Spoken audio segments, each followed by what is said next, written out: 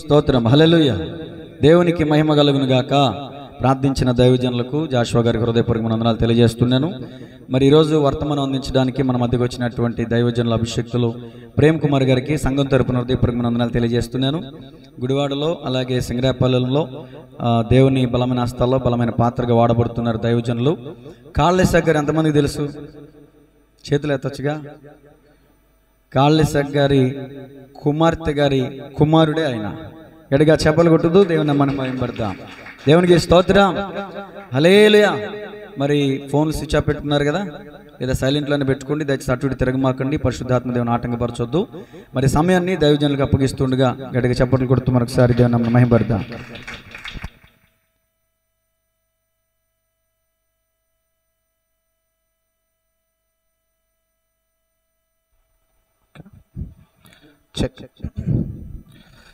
దేవుని పరిశుద్ధ నామానికి మహిమ కలుగును గాక.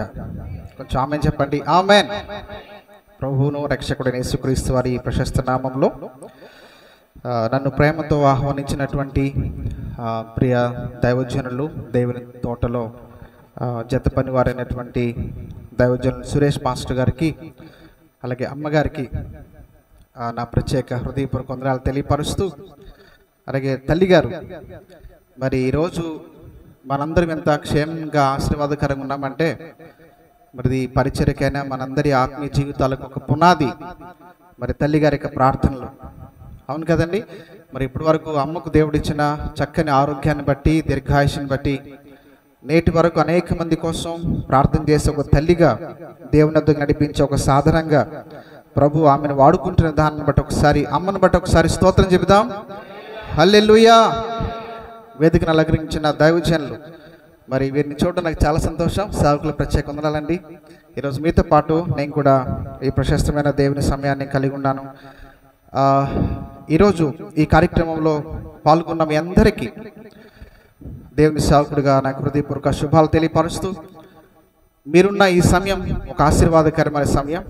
మనమున్న ఈ సన్నిధి దేవుని యొక్క సన్నిధి కలిగినటువంటి స్థలం. నిశ్చయముగా ప్రభు మనతో ఉన్నాడు. నమ్మిన వారు ఆమె చెప్తారు ఒకసారి. ఆమె. ఆయన ఆత్మస్వరూపైన దేవుడు, ఆత్మరూపిగా ఆయన మన మధ్యన నివసిస్తున్నాడు. ఆయన ఎక్కడ ఇద్దరు ముగ్గురు కూడి ఆయన నామాన్ని స్మరిస్తారు, ఆరాధిస్తారు, వారి మధ్య ఉండే దేవుడు. దేవుడు ఎక్కడో ఉంటాడు అనుకోబాకండి. ఆయన నామస్మరణ జరిగే చోట ఆయన ఉంటాడు. ఆయన ప్రార్థించే వారి మధ్యన ఉంటాడు. ఆయన ఆత్మస్వరూపి కాబట్టి ఎక్కడైనా చెప్పండి ఉండగలిగిన వాడు. కాబట్టి ఈరోజు ఆయన ఆత్మస్వరూపిగా ప్రభు మనతో ఉన్నాడు. మనమున్న స్థలం ప్రభువుని కలిగిన స్థలం, దేవుని ఆత్మ ఉన్న స్థలం కాబట్టి చాలా శ్రద్ధగా భయభక్తులతో దేవుడు మాట్లాడే ప్రతి మాట మనం విందాం. నేను కనబడుతుంది మనుషుడే కానీ నా నుండి దేవుడు మీతో మాట్లాడుతున్నాడు. కాబట్టి నేను చెప్పేది నా సొంత మాటలు కాదు, దేవుని వాక్యంలో ఉన్నటువంటి మాటలు మీ ముందు ఉంచుతున్నాను. కాబట్టి చాలా శ్రద్ధగా దేవుని యొక్క వాక్యాన్ని మీరందరూ కూడా వినాలని, గమనించాలని ప్రేమతో ప్రభు నామంలో మీ అందరికి నేను తెలియజేస్తూ దేవుని వాక్యాన్ని చదువుకుందాం. దయచేసి అందరూ కూడా మీ బైబిల్స్ ఓపెన్ చేయండి.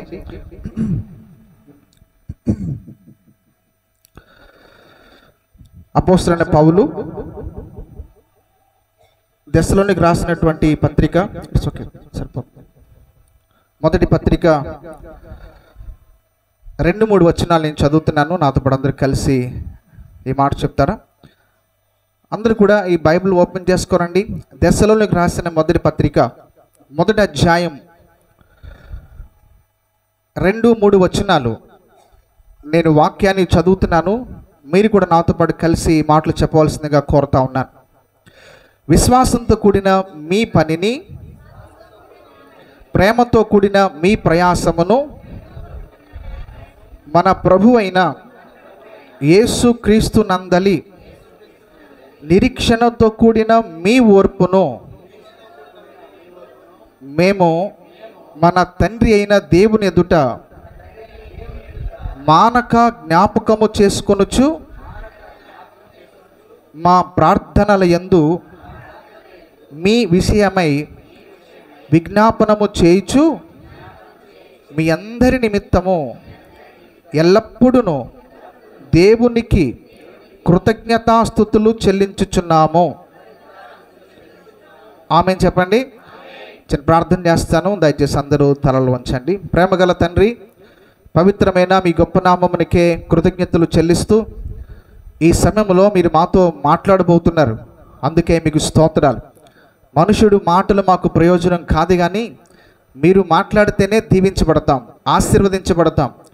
ఈరోజు ఎందుకు నీ సేవకుని స్థలం నడిపించావు నాకు తెలియదు నైనా, మీ చిత్తమేంటో నాకు తెలియదు, కానీ నా మీద మీరు ఉంచిన అభిషేకం, మీరు నాకు ఇచ్చిన వాక్య ప్రత్యక్షత వినుచున్న ప్రతి ఒక్కరికి మేలుగా, ఆశీర్వాదంగా, దీవెనగా మీరు మార్చండి. అశాశ్వతమైన ఈ లోకంలో శాశ్వతమైన మీ రాజ్యం కోసం భక్తి చేయడానికి మమ్మల్ని అందరినీ రాత్రి పురుకొల్పమని ప్రార్థిస్తూ నిశ్చయముగా పరిశుద్ధాత్మ కార్యం ఈ రాత్రి జరుగునుగాక. నీ మందిరంలో అడుగుపెట్టిన ప్రతి బిడ్డను నిండు మనసుతో దీవిస్తున్నాను. ఆశీర్వదించబడి బలపరచబడి ఈ రాత్రి వారి గృహాలకు వెళ్ళినట్లుగా ఇక్కడున్న ప్రతి ఒక్కరిని సందర్శించండి. యేసే నామంలో ప్రార్థన చేసి వేడుకుంటున్నాం తండ్రి, ఆమెన్, ఆమెన్. మనం చదువుకున్నటువంటి ఈ పత్రిక వెనుకున్నటువంటి చరిత్ర 2 మాటలు మీకు జ్ఞాపకం చేస్తాను. ఎందుకంటే బైబిల్ అనేది ఎవరో రాసిన ఒక కథలు కాదు, లేకపోతే ఒక పుక్కిటి పురాణం లాంటిది కూడా అస్సలు కాదు. పరిశుద్ధ బైబిల్ గ్రంథం అనేది దేవుని చేత వ్రాయబడిన గ్రంథం. ఈ గ్రంథంలో ఉన్నటువంటి అనేక సంగతులకు చారిత్రాత్మకమైన ఆధారాలు ఉన్నాయి. నేను ఎందుకు దశలోనికి పత్రిక వెనుకున్న చరిత్ర చెబుదాం అనుకుంటున్నానంటే, చరిత్ర వినడం ద్వారా ఈ పత్రిక ఎవరు రాశారు, ఎప్పుడు రాయబడింది, ఎందుకు రాశారు, అసలు దశలోనిక పట్టణం యొక్క సంగతులు ఏంటి, కొద్ది విషయాలు తెలుసుకోవడం ద్వారా మీరు ఎప్పుడైనా ఈ పత్రిక చదువుతున్నప్పుడు, దశలోనిక మొదటి పత్రిక, 2వ పత్రిక చదువుతున్నప్పుడు మీరు చాలా చక్కగా ఈ పత్రికలో ఉన్న నేపథ్యాన్ని మీరు అర్థం చేసుకోగలుగుతారు. కాబట్టి బైబిల్ గ్రంథంలో ఉన్న ప్రతి పుస్తకం వెనక అద్భుతమైన చరిత్ర ఉంది. వ్రాయబడిన సందర్భం, వ్రాసిన వారు, ఎందుకు రాశారు, ఎక్కడ రాశారు, ఏ ఉద్దేశంతో రాయబడింది, ప్రతి దానికి చక్కని చారిత్రాత్మకమైన ఆధారాలు ఉన్నాయి. సో నేను వాక్యం వెళ్ళకముందు ఈ పత్రిక గురించిన కొన్ని చారిత్రాత్మక విషయాలు కొద్ది మాటలు మీకు చెప్తాను, చాలా శ్రద్ధగా వినండి. దశలోనిక అనే పట్టణానికి అదొక పట్టణం. దశలోనిక అనేది ఒక పట్టణం. దీనికి ముందు ఉన్న పేరేంటంటే సెలోనిక అనండి, సెలోనిక. ఆ రోజుల్లో క్రీస్తుకు పూర్వం 320 సంవత్సరాల్లో ఫిలిప్ అనే చక్రవర్తి గ్రీసు సామ్రాజ్యాన్ని స్థాపించాడు. ఫిలిప్ చక్రవర్తి గ్రీసు సామ్రాజ్యం స్థాపించాడు. అలా స్థాపించిన క్రమంలో అనేక పట్టణాలని జయించి అతడు స్వాధీనం చేసుకోగలిగాడు. కానీ ఈ సెలోనిక అనే పట్టణాన్ని మాత్రం స్వాధీనపరచుకోలేకపోయాడు. సో కొద్ది రోజులు అయిన తర్వాత తన దగ్గర ఉన్నటువంటి సైనిక అధ్యక్షుడు, అతని పేరు కసాండర్ అనండి, కసాండర్ని పిలిచి, ఆ పట్టణాన్ని మనం స్వాధీనం చేసుకోలేకపోయాము, కాబట్టి నువ్వు సైన్యాన్ని తీసుకుని వెళ్ళి ఆ పట్టణాన్ని మనకు నువ్వు స్వాధీనం చేయాలి అని పంపాడు. కసాండర్ తనకున్నటువంటి సైన్యం తీసుకుని వెళ్ళాడు. సెలోనిక పట్టణానికి వెళ్ళాడు, యుద్ధం చేశాడు, ఆ పట్టణాన్ని ఓడించాడు, ఆ పట్టణం మొత్తాన్ని కూడా స్వాధీనం చేసేసుకున్నాడు. ఇక చక్రవర్తి దగ్గరికి వచ్చి, ఫిలిప్ దగ్గరికి వచ్చి, రాజా, మనం అనుకున్నట్లుగా ఆ పట్టణం మనదైపోయింది, ఇప్పుడు మన స్వాధీనం అయిపోయింది, ఇప్పుడు ఆ పట్టణం మనదే, శబాష్, వెరీ గుడ్, మంచి పని చేశాం. అంత మాత్రమే కాదు, ఆ పట్టణానికి పేరు కూడా మార్చేశా అని చెప్పాడు. ఏం పేరు పెట్టావరా అంటే, తెసలోనిక అనే పేరు పెట్టానని చెప్పాడు. ఏ పేరు? తెసలోనిక అనే పేరు పెట్టాను. ఇక వెంటనే చక్రవర్తి ఆలోచనలు పడ్డాడు. ఇక అతడి వ్యూహం అనగా కసాండర్ యొక్క వ్యూహం, కసాండర్ యొక్క ఆలోచన అతడు గమనించి ఇక చేసేది లేక తన కుమార్తెనిచ్చి కసాండర్కి వివాహం చేస్తాడు. ఇంతకీ ఆ కుమార్తె ఎవరంటే ఫిలిప్ గారి, చక్రవర్తి కుమార్తె. ఆమె పేరు తెసలోనిక. చెప్పండి, తెసలోనిక. సో ఆమె పేరు పెట్టాడంతే. ఇక ఫిలిప్ మనసు గెలుచుకోగలిగాడు. ఇక ఆమె కుమార్తెను అతడు వివాహం చేసుకోగలిగాడు. ఈ రీతిగా ఆ తెసలోనిక పట్టణానికి ఆ విధంగా పేరు పెట్టబడింది. తర్వాత కొన్ని సంవత్సరాల తర్వాత ఈ గ్రీకు సామ్రాజ్యంలో నుంచి రోమీలు ఇక దాన్ని, ఆ ప్రాంతాలని స్వాధీనం చేసుకుని ఇక రోమా ప్రభుత్వం యొక్క ఆధీనంలోకి వచ్చేసింది. తర్వాత అపోస్తలుడైన పౌలు గారు, ఆయన క్రీస్తు చేత పట్టబడ్డాడు. పౌలు గురించి మీకు దైవజనులు చాలాసార్లు చెప్పే ఉంటారు. పౌలు అనే వ్యక్తి చాలా జ్ఞానం కలిగిన వాడు.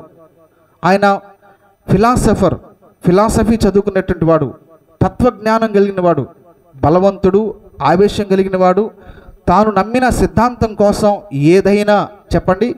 చేయగల మరి చొరవ కలిగిన వాడు, తెగింపు కలిగిన వాడు, అలాగే బాగా చదువుకున్నాడు, మంచి జ్ఞానం ఉంది, రాజకీయపరమైనటువంటి అద్భుతమైన పలుకుబడి ఇన్ఫ్లుయెన్స్ ఉంది. కానీ క్రైస్తవులంటే పడదు అతడికి. క్రైస్తవులంటే పడదు. క్రైస్తవం అంటే అస్సలు పడదు. ఎక్కడ క్రైస్తవులు ఉన్నారని తెలిస్తే, అనగా యేసుక్రీస్తు నమ్ముకున్నవారు ఎక్కడైనా ప్రార్థన చేస్తున్నారు, ఆరాధిస్తున్నారని తెలిస్తే వెళ్ళి వాళ్ళని గలిబిలి చేసేవాడు, ప్రార్థించనివ్వకుండా అడ్డుకునేవాడు, క్రైస్తవ్యాన్ని అంతమొందించాలని కంకణం కట్టుకున్నాడు. క్రైస్తవులంటే పడదు. ఆ రీతిగా క్రైస్తవులకు పలు రకాలుగా అనేక పర్యాయాలు హింస కలిగించాడు. అంత మాత్రం కాదు, ప్రభుత్వం నుంచి అతడు పర్మిషన్ కూడా తెచ్చుకున్నాడు. దేనికోసం? ఓ మంచి పని కోసం కాదు. ఏమండి, యేసు ప్రభు నమ్ముకుని చక్కగా దేవుని ఆరాధిస్తూ పాపాన్ని విడిచిపెట్టి చెడుతనాన్ని వదిలేసి నీతిగా బ్రతుకుతూ యథార్థం బ్రతుకుతూ తమ మట్టుకు తాము చక్కగా మరి ప్రార్థన చేసుకుంటూ దైవభక్తి కలిగి సమాజానికి మేలుకరంగా ఉన్నటువంటి క్రైస్తవుల్ని హింసించడానికి, క్రైస్తవ్యాన్ని రూపుమాపడానికి కంకణం కట్టుకున్నాడు. క్రైస్తవులంటే సమాజానికి హానికరులు కాదు. స్తోత్రం కలుగును గాక. క్రైస్తవులుగా దేవుని వాక్యం అంటే, క్రైస్తవులు అంటే ఎవరో తెలుసండి? క్రైస్తవం అనేది ఒక కులం కాదు. క్రైస్తవం అంటే క్రీస్తును అంగీకరించిన ప్రతి ఒక్కరూ క్రైస్తవులే. స్తోత్రం కలుగును గాక. అవునండి, క్రీస్తుని వెంబడించే ప్రతి ఒక్కరూ క్రైస్తవులే. కాబట్టి దేవుని వాక్యం మనకేం చెప్తుందంటే, తిమోతి పత్రికలో ఏం రాయబడిందో తెలుసా? మనందరికి తెలిసినటువంటి మాట, మనుషులందరి కోసం, రాజుల కోసం, అధికారుల కోసం విజ్ఞాపనలు, ప్రార్థనలు చేయాలి అని చెప్తుంది. ఎందుకంటే మనం నెమ్మదిగా సుఖంగా బ్రతకాలంటే అందరి కోసం ప్రార్థించండిరా అని నేర్పుతుంది బైబిల్ గ్రంథం. స్తోత్రం కలుగును గాక. హింసను ప్రోత్సహించేది కాదు బైబిల్. నిన్ను వల్ల నేను పొరుగువారిని ఏం చేయాలి? ప్రేమించండి అని చెప్తుంది, క్షమించండి అని చెప్తుంది. ప్రేమకు నిదర్శనం యేసయ్యే. ఎంత అద్భుతమైన ప్రేమ చూపాడో యేసుక్రీస్తు యొక్క సిలువను ధ్యానం చేయగలిగితే మనకు అర్థం అవుతుంది. కాబట్టి ఈ రీతిగా క్రైస్తవ్యాన్ని తప్పుగా అర్థం చేసుకున్నాడు పౌలు. క్రైస్తవుల యొక్క జీవితాన్ని తప్పుగా అర్థం చేసుకున్నాడు. క్రైస్తవ్యాన్ని అంతమొందించాలని నడుము కట్టుకున్నాడు. ఆ దిశగా పర్మిషన్ తీసుకున్నాడు. ఒకరోజు దేవుని పిల్లలు ప్రార్థన చేసుకుంటున్నారు, ఆరాధిస్తున్నారని తెలిసి దమస్కు మార్గంలో ఎంతో ఆవేశంతో వెళుతున్నాడు. వాళ్ళని ఏదో ఒకటి చేయాలి, ఈరోజు వాళ్ళు ఎంతేంటో తేల్చాలి. ఆవేశంగా రథం మీద వెళుతున్న క్రమంలో జీవము గల యేసు ఆ వ్యక్తిని దర్శించాడు. చేతులెత్తి స్తోత్రం చెప్పండి. రథం మీద వెళుతుంటే ఒక ప్రకాశమానమైన వెలుగు ఆయన ముఖాన్ని తాకింది. అంతే, కింద పడిపోయాడు. పడడమే 2 కళ్ళు కూడా గుడ్డివైపోయాయి. ఎందుకు గుడ్డివైనా తెలుసా? దేవుని చూసి ఏ నరుడు బ్రతకలేడని బైబిల్ చెప్తుంది. దేవుణ్ణే కాదు, దేవుని వెలుగును కూడా మనం చూడలేం. దేవుని వెలుగు ఒక్కసారిగా ఆయన ముఖం మీద అలా పడేసరికి ఆ వెలుగు తాకిడికి కన్నులు తట్టుకోలేకపోయాయి. అంతే, కన్నులు గుడ్డివైపోయాయి. పడిపోయాడు. రోడ్డు ప్రక్కన ఒక అనాదిగా దిక్కులేనాడుగా పడిపోయాడు. ఆయనకు ఒక స్వరం వినబడుతూ ఉంది, సౌలా సౌలా సౌలా అనే స్వరం వినబడుతుంది. ఇప్పుడు ఆ టైంలో కింద పడినప్పుడు కూడా, కళ్ళు పోయినప్పుడు కూడా పొగరు మాత్రం పోలేదండోయ్. ఏమన్నాడు తెలుసా? నువ్వెవడో అన్నాడు. అంతే, సౌలా సౌలా అని ఒక మాట వినబడుతుంటే నువ్వెవడో? అప్పుడు దేవుడు అంటాడు, నీవు హింసించుచున్న యేసును అని దేవుడు మాట్లాడాడు. స్తోత్రం కలుగును గాక. అద్భుతమైన మాట, నీవు హింసించుచున్న యేసును. వాస్తవంగా సౌలు యేసుని హింసించాడా? యేసును ఆరాధించే భక్తులు హింసించాడా? చెప్పండి, ఎవరిని హింసించాడు? యేసును విశ్వసించిన భక్తుల్ని విశ్వసించాడు. కానీ యేసు ఏమంటాడు? నీవు నన్ను హింసించావు అంటే, దేవుని పిల్లల్ని హింసిస్తే నా దేవుడు ఆయనను హింసించినట్లుగా ట్రీట్ చేస్తాడు. ఆయన ఎంత ప్రేమ చూడండి దేవుని పిల్లల పట్ల. దేవుడు తను నమ్ముకున్న వారి పట్ల ఎంత ప్రేమ కలిగినవాడు ఆలోచించండి. అంతే, మన కన్నుగుడ్డిని ముట్టితే ఆయన కన్నుగుడ్డిని ముట్టిన దాంతో సమానం. అవును కదా? నీవు హింసించుచున్న యేసునని చెప్పాడు. దిమ్మ తిరిగిపోయింది, మతి చెడిపోయింది. ఇప్పటి వరకు యేసు అంటే ఎవరు అనుకున్నాను, కానీ ఈయన జీవమగల దేవుడని గ్రహించేశాడంతే. ఇక పశ్చాత్తాపడడం ప్రారంభించాడు, ఏడవడం ప్రారంభించాడు. ఇక మోకాళ్ళేసి ప్రార్థన చేయడం మొదలుపెట్టాడు. ఇక యేసయ్య అని అరవడం మొదలుపెట్టాడు. ఈలోగా ఆ ప్రభు అననీయ అనే ఒక దైవజనునితో మాట్లాడాడు. అననీయ, పలానా చోట ఒక వ్యక్తి ఉన్నాడు, నువ్వు వెళ్ళి అతనికి స్వార్థ ప్రకటించు, అతని కోసం ప్రార్థించే. దైవజనుడు వెళ్ళి ఆ వ్యక్తి కోసం ప్రార్థించాడు, క్రీస్తు గురించి స్వార్థ ప్రకటించాడు. ప్రార్థన చేస్తుండగానే అతని కన్నులు తెరవబడ్డాయి. స్తోత్రం కలుగును గాక. అంతే, ఎప్పుడైతే యేసు యొక్క మహత్యాన్ని, యేసు యొక్క దైవత్వాన్ని, యేసు యొక్క శక్తిని ప్రత్యక్షంగా రుచి చూచాడో యేసయ్యకు దాసుడైపోయాడండి. స్తోత్రం కలుగును గాక. ఇక మందిరానికి వెళ్ళడం మొదలుపెట్టాడు, ప్రార్థన చేయడం మొదలుపెట్టాడు, పాటలు పాడడం మొదలుపెట్టాడు, ఇక మందిరంలో పరిచర్య చేయడం మొదలుపెట్టాడు. కొద్ది రోజులైన తర్వాత సంఘ పెద్దలకు, దైవజనులకు దేవుడు మాట్లాడాడు. సంఘంలో ఉన్న యవనస్తున్నటువంటి ఈ సౌలును నా పని కోసం ఏర్పాటు చేసుకున్నా, కాబట్టి అతని కోసం ప్రార్థించి మీరు నా పని కోసం పంపించండి అని దేవుడు మాట్లాడితే, ఇక అతగాని పైకి పిలిచి అతని నెత్తి మీద శిరస్సు మీద చేతులుంచి అతని కోసం ప్రార్థన చేసి, సౌలా, ఈ రోజు నుంచి నువ్వు దేవుని సేవకుడవు, దేవుని గురించి ప్రకటించాలా, ప్రభు నేను ఏర్పాటు చేసుకున్నాడని ఆయన కోసం ప్రార్థన చేసి ఆయనను దేవుని సేవ కోసం పంపించారు. స్తోత్రం కలుగును గాక. ఎక్కడైతే యేసు దేవుడు కాదన్నాడో అక్కడ యేసే దేవుడని ప్రకటించడం మొదలుపెట్టాడు. స్తోత్రం కలుగును గాక. ఎక్కడైతే క్రైస్తవుని హింసించడం ప్రారంభించాడో అక్కడ సంఘాలు కట్టాడండి. స్తోత్రం కలుగును గాక. యేసే దేవుడు అనేక మందితో తర్కించి వాదించాడు. ఈ రీతిగా ఆయన జీవించిన కాలంలో 3 సార్లు తిరిగి ఆ ప్రాంతాలన్నీ తిరిగి పరిచర్య చేశాడు. మనం చదువుకున్న దెస్సలోనిక పట్టణానికి అపోస్తలుడైన పౌలు 2వ మిషనరీ యాత్రలో ఆ పట్టణాన్ని దర్శించాడు. 2వ మిషనరీ యాత్రలో భాగంగా ఆయన మొట్టమొదటిగా గలతీయ ప్రాంతానికి వెళ్ళాడు. చెప్పండి, ఎక్కడికి వెళ్ళాడు చెప్పండి, కొద్దిగా మాటలు అర్థం చేసుకోండి. గలతీయ ప్రాంతానికి వెళ్ళాడు. తర్వాత త్రోయ పట్టణానికి వెళ్ళాడు. తర్వాత ఫిలిప్పీ పట్టణానికి వెళ్ళాడు. ఫిలిప్పీ పట్టణంలో ఎక్కువ కాలం ఉన్నాడు. అపోస్తలుల కార్య గ్రంథం 16వ అధ్యాయం 17వ అధ్యాయం ఇంటికి వెళ్తారు, చదవండి. ఫిలిప్పీ పట్టణంలో వెళ్ళినప్పుడు అక్కడ లూదియా అనే ఒక తల్లి రక్షించబడింది. స్తోత్రం కలుగును గాక. ఆమె తన ఇంటికి తీసుకెళ్ళింది. కుటుంబం అంతా ప్రభువుని తెలుసుకోగలిగారు. ఆ ఫిలిప్పీ పట్టణంలో దెయ్యం పట్టి సోది చెబుతున్న ఒక యవనస్తురాలు పిల్లల మార్పు చెందింది. ఆమెలో పట్టి పీడిస్తున్న దయ్యాలు పోయాయి. ఆమె జీవితం బాగైంది. అందువల్ల ఏం చేశారంటే ఇక పౌలును శీలను ఆ రోజు భయంకరంగా కొట్టి హింసించి చెరసాలలో పడేశారు. ఆ రాత్రి కొట్టబడినటువంటి పౌలు శీలలు దేవునికి ప్రార్థన చేయడం ప్రారంభించారు, స్తుతించడం ప్రారంభించారు. చెరసాలలోనికి దేవుని శక్తి దిగి వచ్చిందండి. స్తోత్రం కలుగును గాక. చెరసాల పునాదులు ఎదిరిపోయాయి. చెరసాలలో ఉన్నటువంటి ఖైదీల సంఖ్యలు తెగిపోయాయి. ఆ అర్ధరాత్రి జరుగుతున్న అలజడి గమనించాడు చెరసాల నాయకుడు. టార్చ్ లైట్ వేసి ప్రతి గదిలోకి వెళ్ళి చూస్తే తలుపులను తెరవబడ్డాయి. ఖైదీల చేతుల్లో ఉన్నటువంటి సంఖ్యలన్నీ ఊడిపోయాయి. కానీ ఎవరు పారిపోలా. ఎవడైనా ఖైదీ చిన్న అవకాశం దొరికితే పారిపోవడానికి ప్రయత్నం చేస్తారు కదా, ఒక్కడ పారిపోలేదు. అంటే ఖైదీలు కూడా మారిపోయారు ఆ రోజు. స్తోత్రం కలుగును గాక. వారి పాటలు విని, వారి ప్రార్థనలు విని ఖైదీల్లో కూడా పరిశుద్ధాత్మ కార్యం జరిగింది. పౌలు శీల ఉన్న గదులకు వెళ్ళి చూశాడు. పిల్లరా, వెంటనే వాళ్ళని రాజు ఇంటికి తీసుకెళ్ళాడు. అయ్యా, ఆ దేవుడి గురించి నా కుటుంబాన్ని కూడా చెప్పండి, మా కుటుంబం కోసం ప్రార్థించండి. కానీ అది వాస్తవంగా జైలు రూల్కి విరుద్ధం అయినప్పుడు కూడా తెగించాడండి ఆ రోజు. ఆ వ్యక్తి తెగించి పౌలు శీలను ఇంటికి తీసుకెళ్ళాడు. వారు దేవుని సువార్త ప్రకటించారు. ఆ రాత్రి కుటుంబం అంతా రక్షించబడ్డారు. ఇక తెల్లవారుజామున వారు ఏం చేశారంటే ఫిలిప్పీ పట్టణాన్ని విడిచి ఈ తెస్సలోనిక పట్టణానికి వచ్చేసారు పౌలు శీల. ఇప్పుడు మీరు వినండి. ఇప్పుడు ఫిలిప్పీ పట్టణాన్ని విడిచి ఎక్కడికి వచ్చారో చెప్పండి, తెస్సలోనిక పట్టణంలో కొద్ది రోజులు ఉన్నారు. బహుశా ఒక 4 రోజుల కంటే ఎక్కువగా లేరని చరిత్ర చెబుతుంది. కొంతమంది నెల, కొంతమంది నెల 15. ఏదేమైనప్పుడు కూడా కొద్ది దినాలు మాత్రమే పౌలు శీల తెస్సలోనిక పట్టణంలో ఉన్నారు. తెస్సలోనిక పట్టణానికి వెళ్ళి యేసుక్రీస్తు గురించి అందరికీ చెప్పారు, పరిచయం చేశారు. యేసు దేవుడని చెప్పారు. కానీ ఎంతోమంది యేసుని గురించిన వార్త విని, సువార్త విని యేసుక్రీస్తు నమ్ముకుని ఆరాధించడం ప్రారంభించారు. స్తోత్రం కలుగును గాక. అనేకుల జీవితాల్లో నెమ్మది వచ్చింది. యేసు ప్రభు నమ్ముకోవటం వల్ల సమాధానం కలిగింది, రక్షణ మార్గం దొరికింది. యేసుక్రీస్తు నమ్ముకోవడం ద్వారా ఎంతోమంది ఆశీర్వదించబడడం మొదలుపెట్టారు. ఎంతోమంది విభేదించడం కూడా మొదలుపెట్టారు. పౌలు బోధించిన సువార్తను అనేక మంది విభేదించారు, అనేక మంది నమ్ముకున్నారు. అయితే ఫిలిప్పీ పట్టణంలో పౌలును కొట్టి చెరసాలను వేశారు కదా, తెస్సలోనిక పట్టణానికి వెళ్ళారని వీళ్ళకి తెలిసింది. వీళ్ళు కూడా వెళ్ళి అక్కడున్న పట్టణస్తులు కూడా రెచ్చగొట్టి వీళ్ళు కలిసి మొత్తం మీద పౌలును ఒకరోజు చంపాలని ప్లాన్ చేసేశారు. దేవుని సేవకుడైన పౌలు గారిని చంపాలని ప్లాన్ చేశారు. ఈ విషయం తెస్సలోనిక పట్టణంలో ఉన్న విశ్వాసులకు తెలిసింది.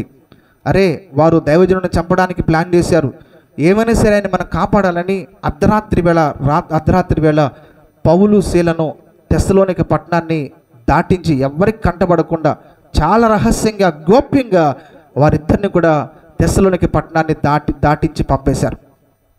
తర్వాత బెరయ పట్టణానికి వెళ్ళారు. తర్వాత ఎథెన్సు పట్టణానికి వెళ్ళారు. చెప్పండి, ఏ పట్టణానికి వెళ్ళారు? ఎథెన్సు పట్టణం. ఎథెన్స్ అంటే మీలో చాలామందికి తెలుసు, ప్రపంచవ్యాప్తంగా అది క్రీడలకు పుట్టినిల్లు ఎథెన్స్ పట్టణం. ఇప్పటికీ ఎథెన్స్ పట్టణంలో ఉన్నటువంటి వ్యక్తులు చాలా గొప్పవారు. ఎథెన్స్ పట్టణం చాలా గొప్ప పట్టణం. దాని తరువాత సెకండ్ ప్లేస్ తెస్సలోనిక పట్టణం. తెస్సలోనిక పట్టణం కూడా చాలా ఉన్నతమైన పట్టణం, వర్తక వాణిజ్య వ్యాపారం జరిగేటువంటి పట్టణం, వాడరేవు ఉన్న పట్టణం, సముద్ర తీర ప్రాంతం కాబట్టి తెస్సలోనిక పట్టణంలో వాడరేవు ఉంది కాబట్టి చాలా డెవలప్ అయినటువంటి పట్టణం. అయితే ఇక ఈ తెస్సలోనిక పట్టణాన్ని విడిచి బెరియా వెళ్ళి, బెరియా నుంచి ఎక్కడికి వెళ్ళాడు చెప్పండి? ఎథెన్స్. గుర్తుపెట్టుకోండి ఈ పేర్లు, ఓకేనా?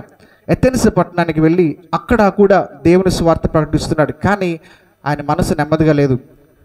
తెస్సలోనిక పట్టణంలో చాలామంది యేసుప్రభు నమ్ముకున్నారు, కానీ చాలా శ్రమలు వచ్చేసాయి. యేసుప్రభు నమ్ముకున్నందుకు చాలామంది వీళ్ళని హింసిస్తున్నారు, ఇబ్బంది పెడుతున్నారు, మరి చాలా శ్రమలు కలిగిస్తున్నారు. కాబట్టి వాళ్ళు ఎట్లా ఉన్నారో, ఏం చేస్తున్నారో, దేవుడు నమ్ముకున్నారా లేకపోతే దేవుని విడిచిపెట్టేశారా, వాళ్ళ విశ్వాసం ఎట్లా ఉంది అని వాళ్ళ గురించి ఆందోళన పడుతున్నాడు, భయపడుతున్నాడు, దేవునికి ప్రార్థిస్తున్నాడు. సరే, తిమోతి అని ఒక యవనస్తున్నాడు పౌలు గారి దగ్గర. ఆయన పేరేంటి చెప్పండి? తిమోతి. ఆయన చిన్న వయసులో యవన కాలంలో దేవుని కోసం తన జీవితాన్ని సమర్పించుకున్నాడు. దేవుడి కోసం బ్రతకాలా, అనేక మందికి దేవుని పరిచయం చేయాలా, నశించిపోతున్న అనేక మందిని దేవుని వద్దకు నడిపించాలా, దేవుడి దగ్గరికి వస్తే వారి మోక్షానికి చేరుకుంటారు. కాబట్టి ఆత్మల పట్ల భారం కలిగి తిమోతి అనే యవనస్తుడు యవన కాలంలో పౌలు దగ్గర దేవుని సేవ చూస్తున్నాడు. తిమోతిని పిలిచి, తిమోతి నువ్వు ఒక్కసారి తెస్సలోనిక పట్టణానికి వెళ్తావా? అక్కడ యేసుప్రభు నమ్ముకున్న చాలామంది దేవుని పిల్లలు ఉన్నారు, కానీ అక్కడ భయంకరమైన శ్రమలు వచ్చాయి. దేవుని నమ్ముకున్నందుకు వ్యతిరేకతలు వచ్చాయి, తిరుగుబాటు వచ్చింది, హింస కలుగుతూ ఉంది. వాళ్ళు ఎలా ఉన్నారు, వాళ్ళ గురించి నాకు ఏం విషయాలు తెలియట్లా. ఒక్కసారి నువ్వు వెళ్ళి వాళ్ళ కోసం ప్రార్థించే, వాళ్ళకి దేవుని స్వార్థ చెప్పు, వాళ్ళకి ఏదైనా సందేహాలు ఉంటే తీర్చు, కొంతకాలం వాళ్ళ దగ్గరుండి వాళ్ళని బలపరిచి వస్తావని తిమోతిని వాళ్ళ మధ్య సేవ చేయడానికి పౌలు గారు పంపించాడు. ఓకే, తిమోతి వెళ్ళాడు. వెళ్ళి కొంతకాలం వారి దగ్గర ఉన్నాడు, వాళ్ళ కోసం ప్రార్థించాడు, వాళ్ళకు దేవుని స్వార్థ చెప్పాడు, వాళ్ళు ఇంకా దేవుళ్ళు బలపరిచాడు. కొద్ది రోజులు వాళ్ళ దగ్గరుండి మరలా పౌలు దగ్గరికి వచ్చాడు. పౌలు దగ్గరికి వచ్చినప్పుడు అప్పటికి పౌలు గారు తెస్సలోనిక పట్టణాన్ని విడిచి కొరింథీ పట్టణానికి వెళ్ళాడు. ఎక్కడికి వెళ్ళాడు చెప్పండి? కొరింథీ పట్టణానికి. ఇప్పుడు చాలా శ్రద్ధగా వినాలి. కొరింథీ పట్టణానికి వచ్చిన తర్వాత ఇక తిమోతి రాగానే ఇక పౌలు ఎంతో ఆనందంతో ఎప్పుడు వస్తాడు తెస్సలోనిక గురించిన విషయాలు ఎప్పుడు నాకు చెప్తాడని ఎదురు చూస్తున్నాడేమో. ఇక తిమోతి గారు రాగానే ఇక కూర్చోబెట్టి, ఇక తిమోతి ఎలా ఉంది తెస్సలోనిక పట్టణం, అక్కడున్న విశ్వాసులు ఎలా ఉన్నారు, వాళ్ళ స్థితిగతులు ఎలా ఉన్నాయి అని ఇక మంచి చెడ్డ అడగటం మొదలుపెట్టాడు. తిమోతి గారు కూర్చుని తెస్సలోనిక పట్టణం యొక్క విశ్వాసుల జీవితాన్ని బట్టి అన్ని విషయాలు వారి గురించి పౌలు దగ్గర చెప్పాడండి. చెప్తేనండి ఎంతో ఆనందపడిపోయాడు. దేవుని స్తోత్రం కలుగును గాక. ఎంత ఆనందం అంటే ఇక తెస్సలోనిక సంఘంలో ఉన్న దేవుని పిల్లల గురించిన విషయాలు విని ఆయన ఆనందానికి అవధులు లేవు. ఎంతో సంతోషపడిపోయాడు, ఎంతో ఆనందపడిపోయాడు. నేను పడిన కష్టం వ్యర్థం కాలేదు, అక్కడ దేవుని సువార్త చేసినందుకు ఎన్నో వ్యతిరేకతలు వచ్చాయి, ఎన్నో పోరాటాలు వచ్చాయి, కొట్టబడ్డాను, తిట్టబడ్డా, నిందించబడ్డా, కానీ నా ప్రయాస వ్యర్థం కాలేదు. అక్కడున్న దేవుని నమ్ముకున్న దేవుని బిడ్డలు దేవుని కోసం జీవిస్తున్నారు, రోషంగా బ్రతుకుతున్నారు, గొప్ప విలువలు కలిగి జీవిస్తున్నారు.